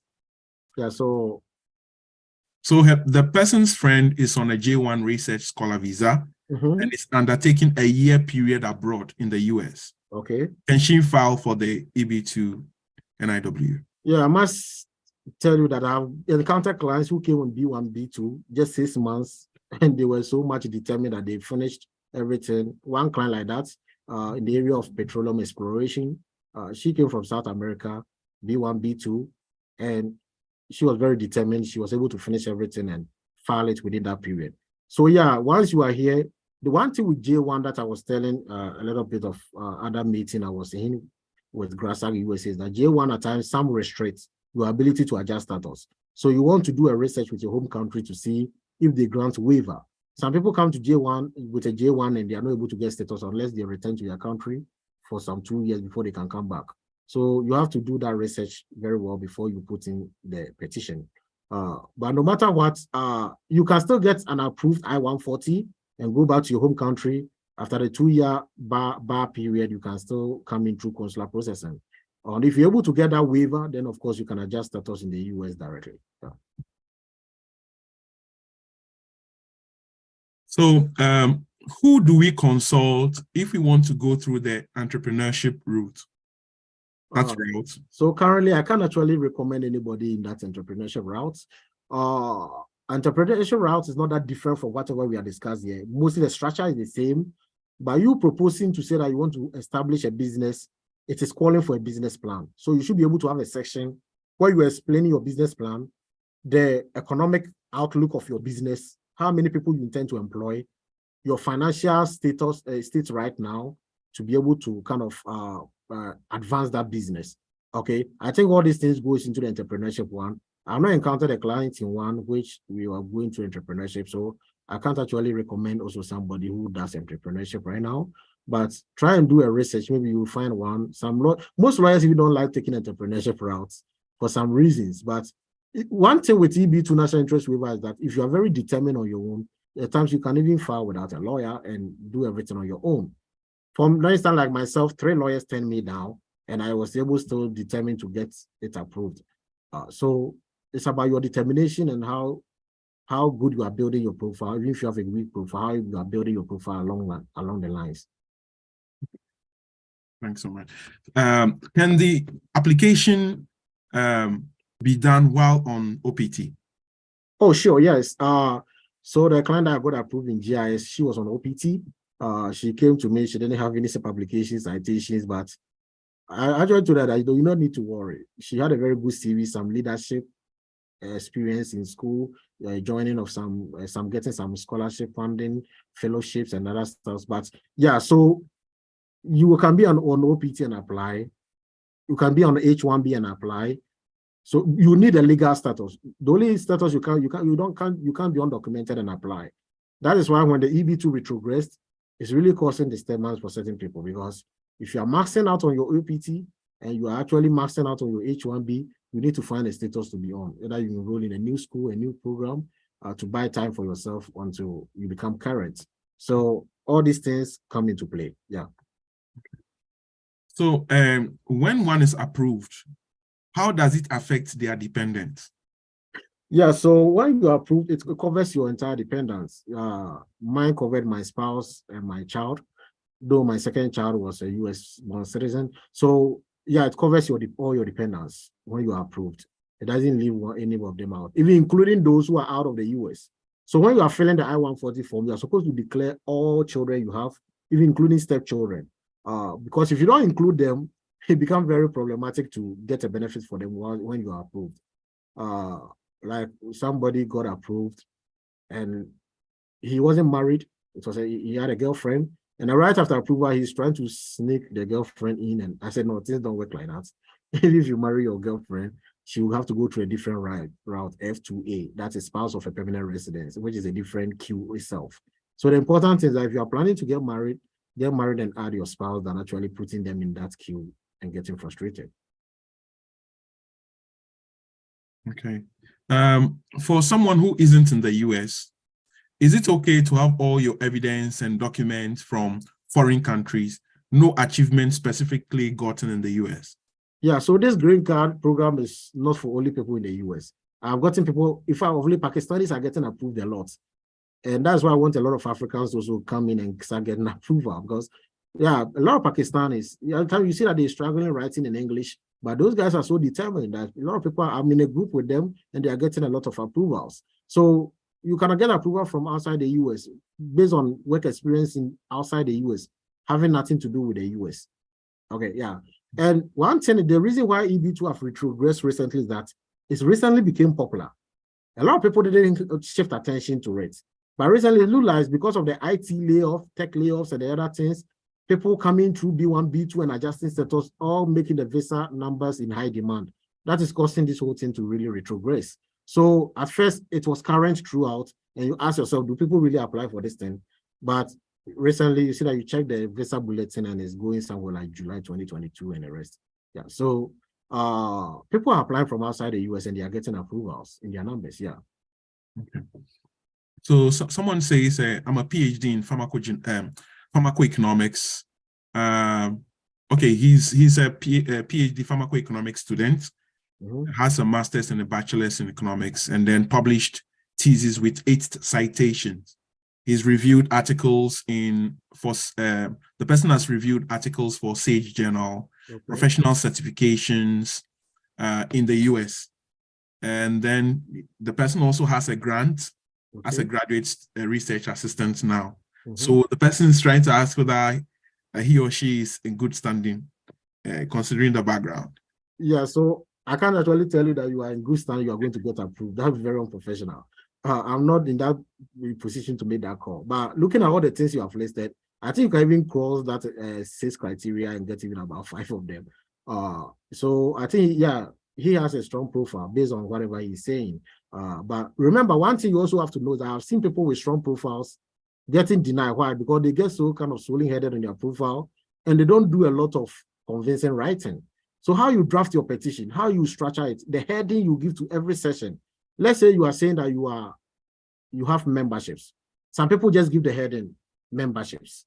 You are not communicating anything. Why don't you write it away? I possess membership in high-profile professional organizations which attest to my skills and pedigree in the field. Look at these 2 headings. Which one is the officer going to be moved? Reading the heading itself, put the officer in the shape that makes him think that, okay, it's not that you are boasting, but the US want people who are very confident in whatever they are saying. So the heading you even give to the sections, publication, you have gotten a grant. You just write grants received. That's not a good heading. Maybe I have received funding or grants which attest to my skills in this area of what, or in this expertise, or in this area. Okay, I've gotten a grant from a reputable organization which attests to my skills in this. So all the heading you give to some of these things you are claiming goes a long way to influence your petition and get it approved. Some people have very good profile. At times you see some rejected, denied petitions, and they bring their CV, like, you have all these things that you got denied, and realize that is how the person communicated the things he claims he has. So how you communicate them really matters, trust me. Okay. So I think there's a question here. How do we arrange the documents and mail out the petition, and to which address? Okay, so once everything is set and done, organizing the petition, there is a kind of list that of which items goes on top and whatever. But no matter what, mostly the form I-140 you fill come on the top. Then the whole petition you have printed follows it. Your check that you have paid, of course, you are going to make a banker's check from a US bank. That's the difficulty people applying from outside fees. You have to pay through a US bank. They don't accept credit card, they don't accept anything. So you have to make a banker's check, put it on top. Your petition comes, your form, your whole petition comes, the I-140 also comes. Then your evidences follow. With evidences, even some are very creative. They add tabs, okay, color-coded tabs, differentiating one evidence from the other. And whenever you are assembling evidence, chapter 1 evidence should be given a color code, chapter 2 evidence, chapter 3 evidence. So that when the officer is reading your petition, you want evidence relating to chapter 3, he knows which color code he's going to for it. So at times, how you reorganize your petition really move the officer to actually decide certain things in your favor. Because when the officer is confused throughout the whole petition, the probability is going to issue RFE is very high. So organization is also very key, yeah. So then if you're outside the United States, will recommendation letters from your university suffice? If you're outside the United States, yeah. So recommendation letters, there's no law which says take a recommendation letter from a university. Recommendation letter should come from individuals who knows about your skills or their work relates to your skill. For instance, let's say you are filing as a clinical informatics, okay? Somebody who is a medical doctor can equally write for you because medical doctors use patient data in clinical informatics in that. Somebody who is a hospital administrator can write because you know the importance of clinical informatics, okay? Even a nurse who is a well-achieved nurse can also write for you. So people who are allied to your area can write for you, not necessarily people who are strictly in clinical informatics, no. People who knows about your area, okay? Like for me, environmental scientist, somebody in natural resources can write, somebody in air modeling, environmental air modeling can write, anybody who has allied position with environmental science can write. Okay, so look at it around that aspects to draft your recommendation letters or seek people, yeah.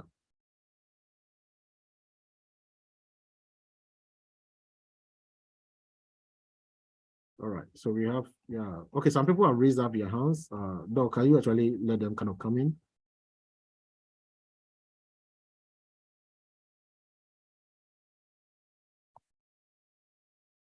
People have a lot of questions in the chat. Oh, a lot of questions in the chat. Lots of questions in the chat. So okay, let's go to the chat. Those who have raised their hands, can you please communicate your questions also in the chat so that we can be still yeah. Okay. So someone is saying that if they have already have a job offer before graduating from their masters, can the person apply referencing that? Yes, so it's part of the, when I listed all those stuff that you can show as recognition or contribution or those kind of 6 criteria, you can also mention job offer you have acquired. You can give it a heading that, okay, this so company have hired me for this position and are willing to pay me this amount of money, which goes a long way to show that I'm well positioned for this endeavor.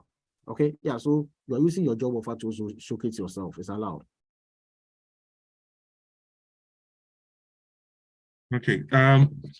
There's a question. If I have commenced a PhD, but then facing some challenges, however, I have sufficient publication, citations, research niche of specific interest in the US, can the individual decide to apply for the EB2 while seeking for other options to continue with school again? Read the question again, please. Says, if I have commenced a PhD, but facing some challenges, however, I have some sufficient publications, citations, research niche, and then specific interest in the US, can the individual apply for the EB2? Yeah, so you don't need to finish your PhD so far as you have a master's to support that. Okay, yeah, so if you have a master's before going to that PhD, you can file based on your master's, okay, with all whatever citation and publications you have to kind of go into it. You don't have to actually wait till you finish your PhD. I know a lot of people who are into kind of toxic laboratories for PhDs, and they are looking for ways to actually jump ships and find other career to do. So yeah, it's allowed. You can file whilst you're in a PhD program. And I filed mine when I was in the first year of PhD. So there's nothing which, but that was when I finished with my master's. So that's why you need that master's to actually do that, or you need a bachelor's plus 5 years to do that if you are not done with your PhD. Yeah. Okay. I think there's some clarification that someone needed. You see, when you talked about copy and paste, I know you were talking about from the CV and then maybe from other sections of the document that the person has already written something and then referencing it somewhere. But someone is saying with the copying and pasting, would that be plagiarism? I think there's that clarification that's needed in terms of copying one section of your own document, one section of your own document to another section of the same document. I know that's not plagiarism. You see, when you are drafting a petition, USCIS don't even use any plagiarism software check. Most petitions are templates somebody have taken from somebody else. Okay. For instance, let's say you have a cybersecurity professional who got approved. You can take his templates and adjust it to yours. Just that way he's talking about his advanced degree, you are talking about your own advanced degree. Whatever he's talking about this skill, you compare it to your situation, you take that one out and replace it with your skills. Okay. So that is how some people are able to draft very fast. So when it comes to copying and pasting, for instance, if I want some information relating to a merit of, okay, please hold on.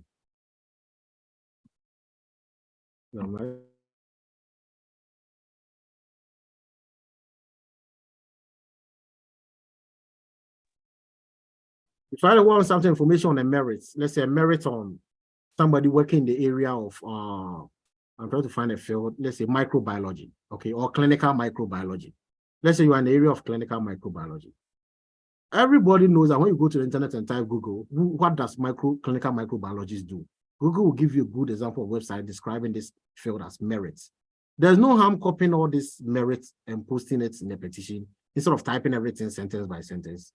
Okay, that speed your workflow. And in fact, after everything, you can print that website as exhibit to support it. Okay, exhibits can be websites, especially when it comes to national interest, websites, government reports, whatever it is. So it's not anything like plagiarism. When it comes to EB2, we don't plagiarize anything. There's not like plagiarism software check. The officer is just looking at what is written and how it is actually projecting you as an expert. That's it. Well, then the question is with that aspect, because so you mean that the individual should reference wherever they pick information, they should reference. Yeah, so let's say they should cite. Yes, let's say I went to Indeed to read about environmental microbiology as a specialized field. Let's say I'm applying as an environmental microbiologist. Then I go to Google. What does environmental microbiologists do? Okay, so when you go there, it gives you a whole lot of like most I try to look at Indeed because Indeed does a good job of explaining some of these fields. Why environmental microbiologists, what do they do, their importance in society. That's all that merit is about. So I copy all these things and copy the link for Indeed and put it in the petition and later print this link as exhibits. Okay, that even this is how Indeed explain my merits. It's accepted. Okay, yeah, it's accepted. It's not everything that you should type from your own words. No, it's accepted.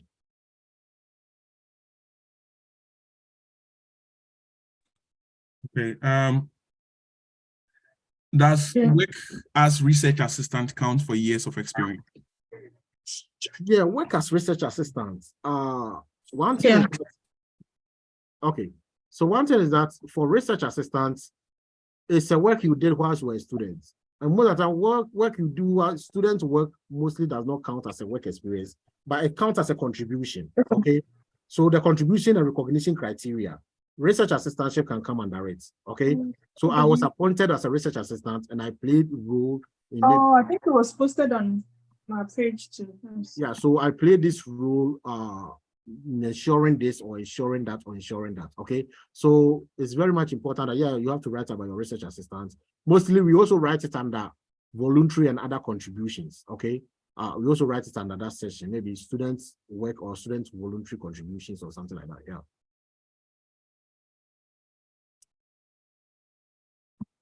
Someone says, what's a good number of recommendation letters?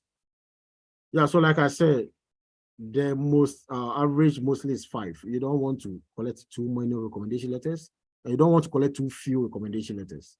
Yeah, so just 5 is a cute number to work with. I know somebody who has submitted 4 recommendations and still got approved. Most of the time, it depends on your petition. If you have a weaker petition, of course, you don't limit yourself to 4 recommendations. Try and go 5 or 6. So you get more people talking about your skills. Okay. So beside passport page and birth certificate, what other identity documents will one need to So send? under chapter 5, you list passports, you list visa page, you list I-94. Of course, yeah, you have to add your I-94. Any visa page of your dependents, if you have any. Marriage certificate, if you are adding your spouse. Yeah, so yeah, I think pretty much these are the kind of thing. An ID, either driving license or state issued ID, copy of them. Don't add social security number. I'm not seeing anybody photocopying their social security and adding it. I don't think it's much needed. Don't add that one. Yeah. Okay. So what kind of relationship should you have with those who recommend you? Should they be strictly academic or work relationship? For those who recommend you, yeah, it can be academia, it can be professional. Yeah, spread it around, okay? You can take some from academia, you can take some from professional, those working in corporate world, everything is accepted. A recommendation doesn't mean the person has to have a PhD before he can write a recommendation for you. The person can even have a bachelor, but maybe he's a manager or a top position, in a top position in the company. He can still write for you. Let's say the person is in a management role, you can write for you. Somebody who has kind of achieved something in a professional field which relates to yours. Okay, so don't look at title. I'm looking for PhD holders to write recommendation for me. Not only PhD holders, people, normal corporate people, so far they occupy positions of influence is equally accepted. Okay, so can you provide some clarification on the WE, the credential evaluation? Yeah, so with the credential evaluation, we have, for instance, different organizations which evaluate credentials. Some even professional associations do credential evaluation, and recent testimonies are found from some approved applicants show that they accept them. It depends on the applicant and their finances. Some are cheaper, some are expensive. The most common one is World Education Service, right? World Education Service, if you want to do evaluation, you go to their website, www.wes.org. And it's a very simple process that will walk you through it. Ask you questions. Why are you doing this evaluation? For immigration or for school admission? You ask these questions, you create your profile, then everything walks you through. You will not get confused, trust me. Yeah. Okay. So depending on whether the person has a master's and a PhD from US or from outside US, I think you talked about a waiver for credential evaluation. Can you throw more light? Because a lot of questions in the chat go in that line. The waiver, okay. This is the rule. If you have an advanced degree from the US, okay, you are not supposed to do a credential evaluation. That is the rule. For instance, when I was applying, I had my master's, though my bachelor's was from Ghana, my master's was from the US. I didn't do any credential evaluation. Okay, yeah, so that is it. But let's say you are applying, and let's say you are doing a PhD right now in the US. You have not finished your PhD, but let's say you came from China with a master's. You have to do credential evaluation, though you are schooling as a PhD student here, because you have not finished your PhD and you are filing based on your master's. So you need to go through a credential evaluation for your Chinese master's degree. I hope I get that. So the terminal degree you are using it for, ask yourself, was it based in the US or you got it from outside? That will determine whether you are doing credential evaluation or not. Okay. Right. So do they give equal opportunities to every applicant based on the content of the application, or maybe give priority to a certain STEM field? No. So when it comes to EB2, no field is prioritized than the other. The field that is prioritized is called Section A employment list. For instance, nurses, physical therapists, physiotherapists, and all those people. We call them Section A employment list. Those lists of employment are high demand occupations. Okay, those recently, I don't know whether they added pilots, but I can't really tell. So those are Section A lists of occupations. They are in high demand, and mostly there's high probability that you can get approved. But for national interest waiver lists, all occupations actually count. If it's not in the Section A, they are rated equally. What a bioinformatics scientist is doing cannot be highly rated than what a linguistic professional is doing. Somebody got approval with a German language recently. Yes, he was able to document national interest. Somebody got approval with a French language specialist. Yes, why? Because US need to boost its French speaking capacity. Maybe US need to be multilingual to be able for national security, for communication. It depends on how you select your national interest news to project it. No field is useless, trust me. Every field also have news to propagate it, trust me. So no matter what, you're going to get news to support your field. Okay, so if you've already filed your H-1B, your petition is out, can you file for this one? Yes, so I always tell applicants that, see, don't put all your eggs in one basket. A company said they are going to file green card for you, fine, fair enough. But what if they have not even started it? Okay, right now we saw the recent tech layoffs and people were just running helter-skelter trying to book consultation, trying to start an EB2 petition and whatever it is. That is what it is, because even when an employer is working on your green card, you can also work on your own green card. No law in the US bar you from pursuing multiple green cards. I have a client who's pursuing asylum and still doing EB2 national interest waiver. Okay, yeah, such a combination. He is focusing his asylum cases, still doing this. Whatever comes up, he just take it and withdraw the other. That is it. So US actually allow you can do marriage-based and still be doing EB2. You can do corporate companies say they are filing green card for you as well as doing your own national interest waiver green card. Mostly you don't want the company to know you are pursuing this green card because they may feel relaxed, right? So you can do it just behind closed doors, be doing your own thing. Once you get it, you just let the company know they have gotten your green card. They can just order the application. That's it. Okay, so someone has an important question. So if you already have a bachelor's and a master's degree from Ghana and now in the US for a PhD, and you've tried the diversity visa and then didn't qualify, will that affect the chances of trying the EB2? No. They are different route of green cards. Diversity visa will have nothing to do with EB2. They are different routes. They don't meet at all. They don't cross in any way. Okay. Then how about if you apply and then you are denied? Does that affect your chances when you try again? Okay, yeah. So when you have a denied petition, USCIS will never revisit that denied petition to a new petition you are filing. In fact, I always tell applicants that it's better you save time filing a new application than actually going on appeal, trying to back to your case. I mostly read some of these appeal outcomes, and you see that the person is even going on appeal, still doesn't know the reason he was denied.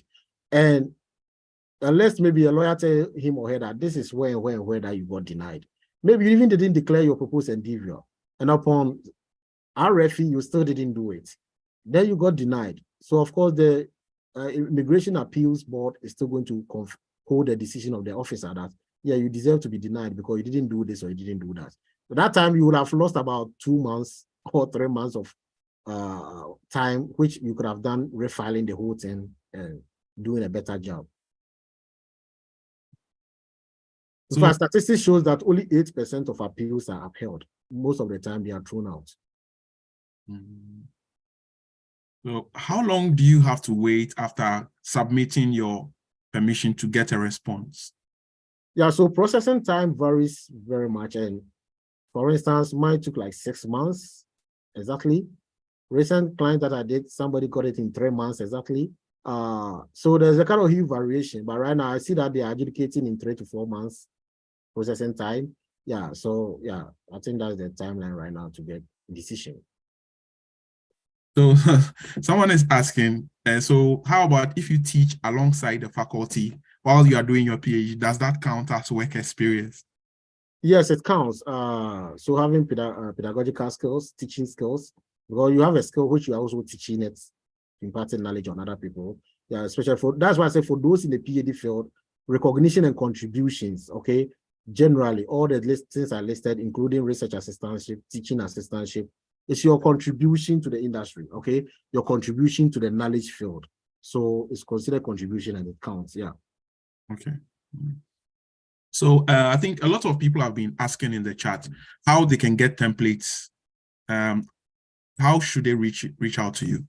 So mostly I give out templates to mostly people I am guiding and I'm working with. because at times you have to do with confidentiality stuffs, because you don't want to give a lot of template to other people based on certain things, but it contains certain information. So mostly I reserve it for people that are kind of working with, to serve as a guide for them, that they can always refer to it whenever they are drafting it. So that is what I do, but I actually don't put templates out. But I think there are a lot of templates out there that you can get, that you can get me some from the online that is, so I saw some like $100 or so that you can buy. If you still think you need a template, you can still email me after the meeting and we can get around it. A new question. Can I add my spouse after I-140 approval if we plan to get married soon? If you plan to get married, yeah. So whatever you feel I-140 up to after approval, you can make changes to it. But let's say you got approved, you have become a permanent resident, you go and marry, you can file for your wife in a route called the F2A, spouse of a permanent residence. It becomes a family-based petition. So you are filing for your wife to come on a green, based on the fact that you have a green card holder. It's an F2A category, and it has its own waiting times. Recently, this visa bulletin, I heard that it has retrogressed 4 years back. So you see the pain you go through for not adding your spouse in your petition right away. You have to be waiting like 4 years to get even a visa interview and get a consular immigrant visa to come into the US. So someone is saying in the chat, after submitting a petition, he got married to an American citizen. Does that affect the petition for the other green card?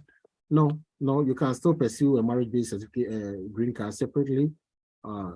Beside the fact that this one is pending, but you can't be in the US on two green cards, and then you have to decline one or withdraw one and let one roll. Let's say you are approved for NIW, but marriage-based petition is still pending. You just write a letter to withdraw that petition based on the fact that you got approved for NIW. That is it. So, do internships qualify for work experience? Yeah, when you have summer internships. So when I take the person's CV, we draft from full-time work experience, then getting to the end, we begin to add either any voluntary or internships done. And we have some people have got very good internship records that we're able to write about, especially during their internship times, some of the achievements they got. Yeah, so internships all are added. Yeah. Okay. All right. Would you want to take questions from live audience, or because there are so many, like there are more questions in the chat? Someone want to ask a question. Someone, can you unmute yourself?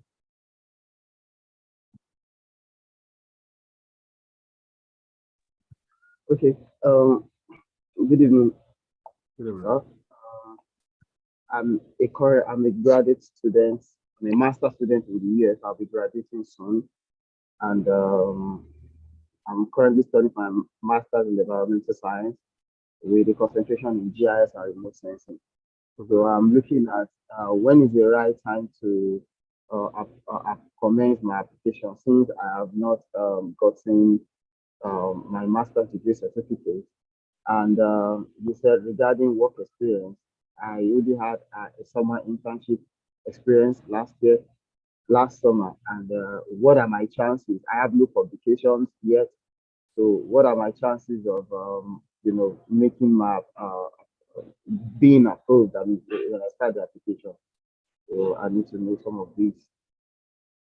Okay, so let me tackle that pretty quick. So Samuel, you have a GIS field. You'll be graduating soon. Don't wait till you graduate. Start drafting. Because no matter what, you're going to graduate, unless you tell yourself that along the line, they're going to kick you out of your program. No matter what, you get that master's degree. So you just start drafting as if you already have it. Just that you're not going to forward your petition at the end until the master's degree certificate land in your home and you make a copy of it to add it. Now, concerning whether you say you don't have publication, yes, the person I helped got approval, so they didn't have publication. In fact, GIS is not an academic field, it's a professional field. Hardly will you get publications and citations in GIS, Geographic Information Systems. But take your CV right now and take those exceptional criteria I listed. Which one don't you have? Which one can you easily get? Some of them you can easily get some certification, can join some membership. I had a client from Pakistan who just even all of a sudden just even got 2 memberships from the internet and just joined, and he said, oh, I paid my dues, I just joined. And then what do you need? Just membership directory. You can print out to show that you're a member of this association. That's all you need. And you write about it very good that you don't write it as if you just join and that is it, you join. Let them know that you pass through some process before you join. No officer will come and say, bring RFE showing that you pass through this process. They don't do that. The evidence you provided is the fact that membership or maybe membership ID card or membership directory you are printed. Okay, so there's an important question in the there's an important question in the chat. Sorry, excuse me. This one, I just want to make understand what Mr. Daniel is saying.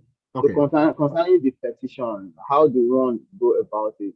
Because I really understand how to write the petition. Yeah, even though I went through, I was following your slide, but as far as the petition, how do one write the petition? Is this something one can consult you about, or? Yeah, that's why when you listen to the ending of the petition, the representation, I talked about how I come in the various services. So I help people draft their own petitions. I supervise people. Some people want live coaching. I try to review people's petitions that are ready and they're ready to submit. So I do all these things. So when it comes to the drafting of petition, if you need help, I'm able to provide that help. Okay, sir. Thank you. I'll send you an email. Okay. What method they recommend? This is concerning the recommendation letters. What's the means of submitting the recommendation letters? Will they send an email to those who are supposed to recommend to upload, or they would have to send to the applicant? So this is a very good question. How you solicit recommendation letters? There are two ways. Some recommenders say that they will say that, oh, okay, I'll write everything for you. Some will say, okay, write a draft and let me have it, and I'll read through and endorse it. Most of the time, you want to make their work easy for them. So when you send them that in an email, be very frank with them. Let them know what you need a recommendation for. There's no point hiding anything. So let them know that there's an immigration program you are applying, and part of it, they need experts to write recommendation letter to support your skills. But because of his or her busy schedule, you are ready to work with your consultant or lawyer to draft the letter so that you take that burden off his neck. Some people are happy to do that. Okay, it's only a signature you want. I can help you out. One thing is that before we start drafting, we need a person's either CV or online profile, or at times even LinkedIn profile or online biographic profile, because the first paragraph of recommendation talks about a recommender, his pedigree. Who is he even at all to qualify to write recommendation for you? That's the one skill of writing recommendation letters. So we need a person's profile and whatever it is. Maybe it's a department chair. I am this, or I have 20 years of faculty experience. I'm qualified to write recommendation for Mr. A or Mrs. B. Okay, yeah, so that is it. And that's one way of getting it. Another one is that people always want to write it themselves. The down part of it is that they don't really do a good job with it. So they end up writing a recommendation you can actually use for anything. So if they want to write it themselves, still we will going to provide them with a template of how it should be like. Okay. If they choose to write it themselves, don't still leave them, give them a template that it should follow a special outline. So give them an example of a template and things you want mentioned in that recommendation to the person to write and put it in there. All right. Thank you very much. Someone is asking about the OPT. So if I apply and get the NIW while being a STEM PhD student, can I do the usual OPT after graduation, or the person just moves on to? Okay, so when you apply and your I-140 is approved, but you are not adjusting status yet. You see, there are two ways of applying. The EB2 carries two parts. The first one is I-140 form plus your petition, okay? When that one approved, then you can go to adjustment of status. Adjustment of status is just like moving yourself from F1 to green card. You call that form I-485 form. It's a form for filing adjustment of status. Some people do this concurrently. Concurrent means they file their petition, fill their I-140 form, and also do the I-485 forms all together. So that once the I-140 is approved, they move straight to the I-485. Now, visa numbers have retrogressed, so I don't think you can even file concurrently. So people, you can file I-140 and get approved while you are still doing your PhD, you can still file OPT because you need to be on a status, especially when your date has not become current. So nothing bars you from getting OPT whilst you have an approved I-140. Having an approved I-140 is not a green card. Until you file an adjustment of status, you don't have a green card yet. There are a lot of Indians with approved I-140, but it will take about 20 years for them to get a green card. The good news for you is that yours have retrogressed just some few months. It takes about 10 to 20 years for an Indian to get a green card. But for other African countries and other African nationals, because we are not that many here, it's recently that even it's retrogressed. Most of the time it was current, so you could have filed concurrently. But right now, if you file concurrently, they will reject the I-485 and bring it back to you and only keep the I-140. Yeah. Thank you.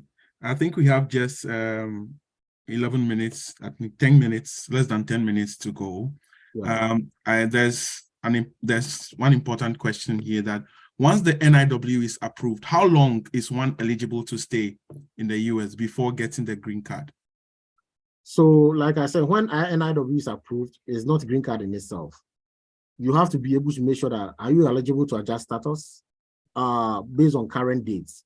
At first it was current, the visa bulletin. If you don't know about this visa bulletin, US have allotted visa numbers to various nationals in the US, various countries. So depending on that, if you are part of the rest of the world, all of us, we assume that we are part of the rest of the world, except not India, China, and Mexico, and the rest. So you are part of the rest of the world. Currently, those who filed on July 2022 or earlier can adjust status, because that's the current date they have written there for all other countries of the world. So if your dates, because when you mail your petition to USCIS, they write you a letter confirming that they have received it, and this is the date they receive it. That date is your priority date. So let's say somebody who applied June 2022, the person right now can put in adjustment of status. But somebody who applied August 2022, the date is not current, so he still cannot file for adjustment of status. And when you can't file for adjustment of status, it's not considered a status. So you still need a status. So you have to continue with your F1 status, or you have to find maybe another status to be on if your F1 is expiring, or OPT if you want to be going on OPT. Keep doing things normal. Having an I-140 approved doesn't mean you have the green card yet. Until the days get back to current, then you can put in the adjustment of status application. The adjustment of status application is not something you'll be drafting. It's a form you'll be filling with other supporting documents. Provided you are not violating your student status, it's something pretty straightforward to get approved. I'll take the last question from the chat for the sake of time. So that we can reserve the rest for the hands up, the 3 hands up, the last questions. Okay. Yeah. So the position as an adjunct professor, I think someone is asking whether being an adjunct professor is a plus for his or her petition. Oh yeah, for sure. It's a plus. It's a plus for it. Having be an adjunct professor is also, it's considered a teaching skill. So you can just add it. Yeah. Okay. So I think I'll leave the floor for you can bring in the live audience to ask. Okay, yeah. Samuel Tachi, can you ask your question, please? So my question is on recommendation. Okay. So you said you can get recommendation from every part of the world, right? Yeah. So my question is, let's say I was in the mining industry, for instance, and now I'm doing my PhD and I'm more into natural disaster, hurricane evacuation, modeling and stuff. Okay. Now, do the people in the mines or let's say other sectors that I used to work write a recommendation based on my experience over there, or they still have to adjust the recommendation to because let's say I'm applying because I feel like my current research is of relevance to the US, not let's say my mining experience. So do they have to write with respect to what I used to do over there, or they're supposed to write with respect to what I'm doing now? Yeah, so at the first of it, you are going to limit your petition to one of the fields. Is it mining or natural disaster or whatever area that you want to focus on? That is where you declare your proposed endeavor. Now, when you propose your endeavor on natural disasters and the rest, recommendation letter from mining people doesn't actually, but you don't even need to collect recommendation letter from that place. You just recommendation letter, there's no compulsory rule to actually get recommendation letter from your previous employer. Recommendation letter can come from, especially USCIS says that the more the person doesn't know you, the better. Okay. It can be somebody you met at a conference. It can be somebody you even know on LinkedIn or maybe in professional circles. Somebody that maybe you somehow encountered in maybe a graduate symposium or something. Okay. So there's no strict rule of which group of people, or let's say there's no rule which says that collect recommendation letter from your previous workplace. You can collect it from any other place. Okay. Yeah. So, but if you select the mining area as your proposed endeavor, then you think recommendation letter from any of your mining colleagues or your supervisor in the mines can help. Then, of course, that means you can also go by that and collect recommendation from them. Yeah. Thank you. Okay. So Jay. Yes. Thank you so much for the opportunity. So my first question would be, if I have a publication, right? Mm-hmm. Like what I mean by, okay, let me say an article. I won't say publication because it's not really. I didn't work with journals. Okay. I just wrote some article and I put it on some of these free places you can put your articles, like ResearchGate, for instance. So during my filing, when I'm filing, then how do I submit? Do I have to print out the article, or how do I submit it that this article belongs to me? Okay, so articles you have actually published. You are not supposed to print the entire article, especially when it's like 5 or 10 pages articles, but you just can only submit the abstract. USCIS is interested in only the abstracts and maybe the link to those articles. For instance, mostly Okay. I look at Google Scholar a lot. So mostly when the clients, I try to search Google Scholar. Are you present there? Or then I come to the secondary research source, general Google, looking at areas where maybe you have been mentioned in a news article somewhere, or maybe so you have gotten your name mentioned somewhere. Some people even have their names mentioned in some news articles. They don't even know. At times, do a Google of yourself and try and see where your name is popping up. Maybe it can even help your petition one way or the other. Yeah, so you don't have to print the entire article. The abstract is okay for USCIS. All right. Okay. And So it goes with thesis too. If you apply based on your submitted thesis, you don't have to print the entire 50-page thesis. No, abstract of it is okay, and how the thesis is actually shaping your exceptional ability. Yeah. Okay. So the follow-up question to that would be, so you talked about your email and working with you. So how do I get the email? Is the following question. Then the other I one. commented my email in the chat area. I think it should be there. It's not there. I've gone through all the chat though. charismaworld9@gmail.com. Maybe you can. Somebody reposted it even. Yeah, there also. Yeah, it's been there. People will chat. People was rewriting there. Yeah. Oh, now I got it. Then my last question would be, you talked about like, oh, so can you write a petition for me and I pay you? Is that A whole possible? petition. Yes. That is one thing I've stopped doing. When I started, I was doing that, but it was slowing workflow a lot because a lot of people were coming like, I need help, and you can't allocate all your time writing a petition for somebody. What I do is that I help writing portion of it, but you are going to take responsibility of certain part of it, especially chapter 3. Okay? Because chapter 3 is talking about contribution, your research, things you have uncovered. You can explain your research better than even what a lawyer can do. Yeah. Okay? The mistake people do is that they go and give their petitions to lawyers and close their mind and not even following up to see what the lawyer have drafted. So mostly I leave chapter 3 for the person because chapter 3 is all about you, your CV, things you have gotten for yourself. And you know how to explain most of these skills yourself than me explaining or writing about your company pedigree or writing about your achievements in your company. But you can really write a lot of these things yourself. So chapter 3, I leave it for you.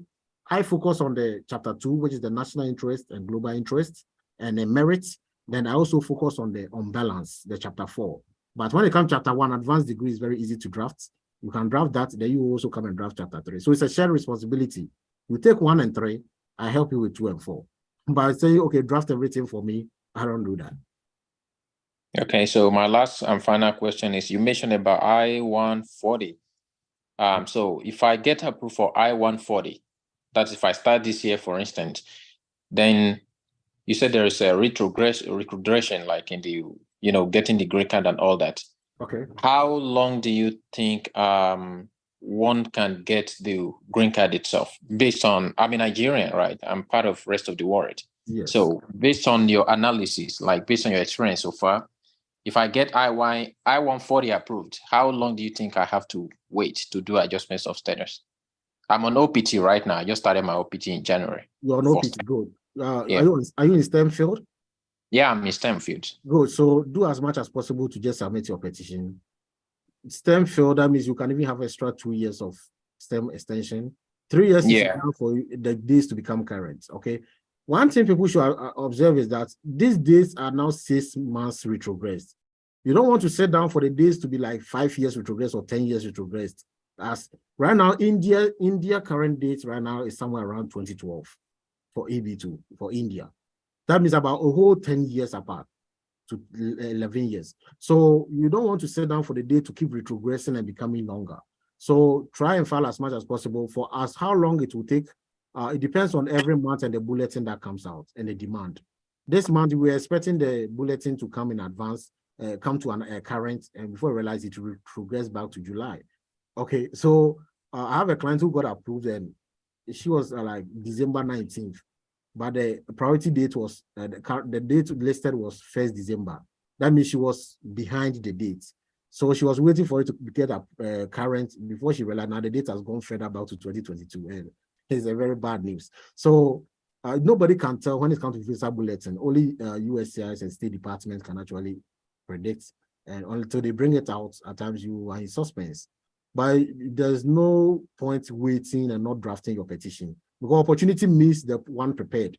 So when it comes current and you are not prepared, those who have already drafted and approved are going and filing the adjustment of status. And now you are coming to prepare a petition. By the time you finish preparing, it has retrogressed again. So better be prepared. Okay.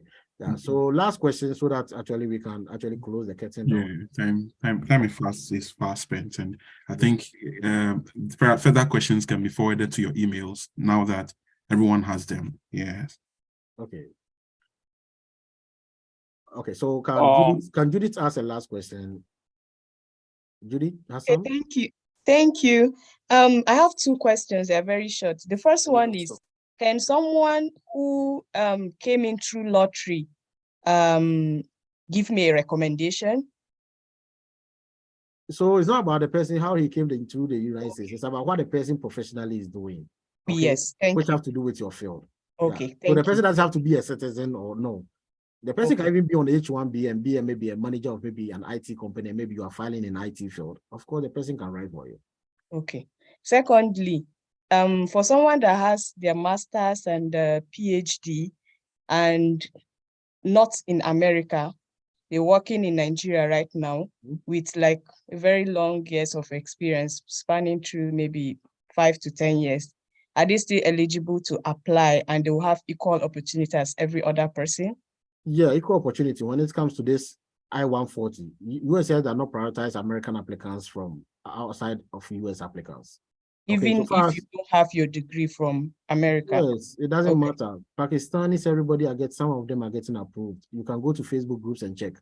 So far as the person are able to meet the advanced degree threshold and documented the 3-prong test very well as you have gone through this presentation, I think the person should get approved. It doesn't matter where he is currently or where he's going to be. Yeah. Thank you so much. You're welcome. Yeah. Mr. Ba. Mr. Ba. Yes, please. Yeah, I wanted to suggest if we can do a round 2 of this, like because a lot of people are messaging me, but you know, some of them were not able to join, and yeah. Yeah, like, so we made provisions for them. We recorded it. We will put it in the YouTube handle and share the link on and share the link to whatever which platform did you find a flyer, if I may ask? No. This is Mustafa. This is Mustafa asking question. Yeah. Mustafa. Yeah. Okay. So yeah. You do not have access to a YouTube handle?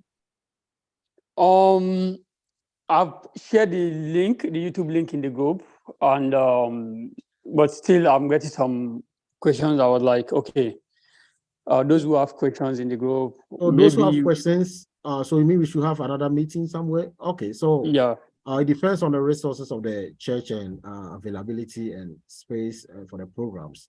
But hopefully, I know this is not going to be the first and the last. But no Okay. matter what, they will gain a lot from the recorded version. Let them try referring to it, because a lot of questions have been asked here. Of course, for EB2, we can't answer all questions here. That's why at times you have to also at times do some consultations, right? Yeah, sounds good. Yeah. Sounds good then. Thanks. Okay. All right, at this moment, so Doc, can you help us with a closing prayer so that we can pray? Once again, we are using this opportunity to remind you that this program is hosted by the Church of Pentecost. Rochester PIWC is a Bible-believing church, spirit-filled. Please, if you are in Rochester here, join us in worship every Sunday, 10 a.m. to 12 p.m. If you are also outside New York or in other states, there are a lot of church branches around. Find a branch and join and fellowship with them. God bless you all. Doc, are you around? Yeah, yes, I am. Yeah, can you help me with a closing prayer so that we can actually depart? Okay. So we all pray. Eternal Father, we thank you for this session. We want to bless you for the chance to be educated, the chance to be informed. And Father, we pray that help us to make use this information as tools, Lord, to go to the next stage of our lives in Jesus' name. I pray for everyone who was able to join. I pray that your grace will find them. I pray that your mercy will find them all in Jesus' name. That, Lord, even besides all this, they will seek you, Lord Jesus, that they will all come to know you. They will come to love you. They will come to, Lord, stay at your feet in the name of Jesus Christ. That, Lord, in the end, Lord, at your appearing, men, women, and children will get to know you, that their lives will be wholly yours in Jesus' mighty name. I pray for Daniel, that, Lord, grant him strength, Father. May your grace abound in his life in the name of Jesus Christ. Father, Lord, that grace that Lord founds a man, that grace that steadies a man, that grace will abound in his life in Jesus' name. Bless him, Lord, to help others. Bless him with knowledge. Bless him with access to help many more people to your glory in Jesus' mighty name. We bless you, Father, for a successful meeting. We give you praise in Jesus' mighty name. Amen. Amen. God bless you all and good luck to you all. Thank you so much. You're welcome. Thank you, Daniel. Thank God you. bless you. Please help us to share the recorded video. Okay. We are waiting for responses to our emails. We started sending emails to you already. God bless you, Daniel. God bless you.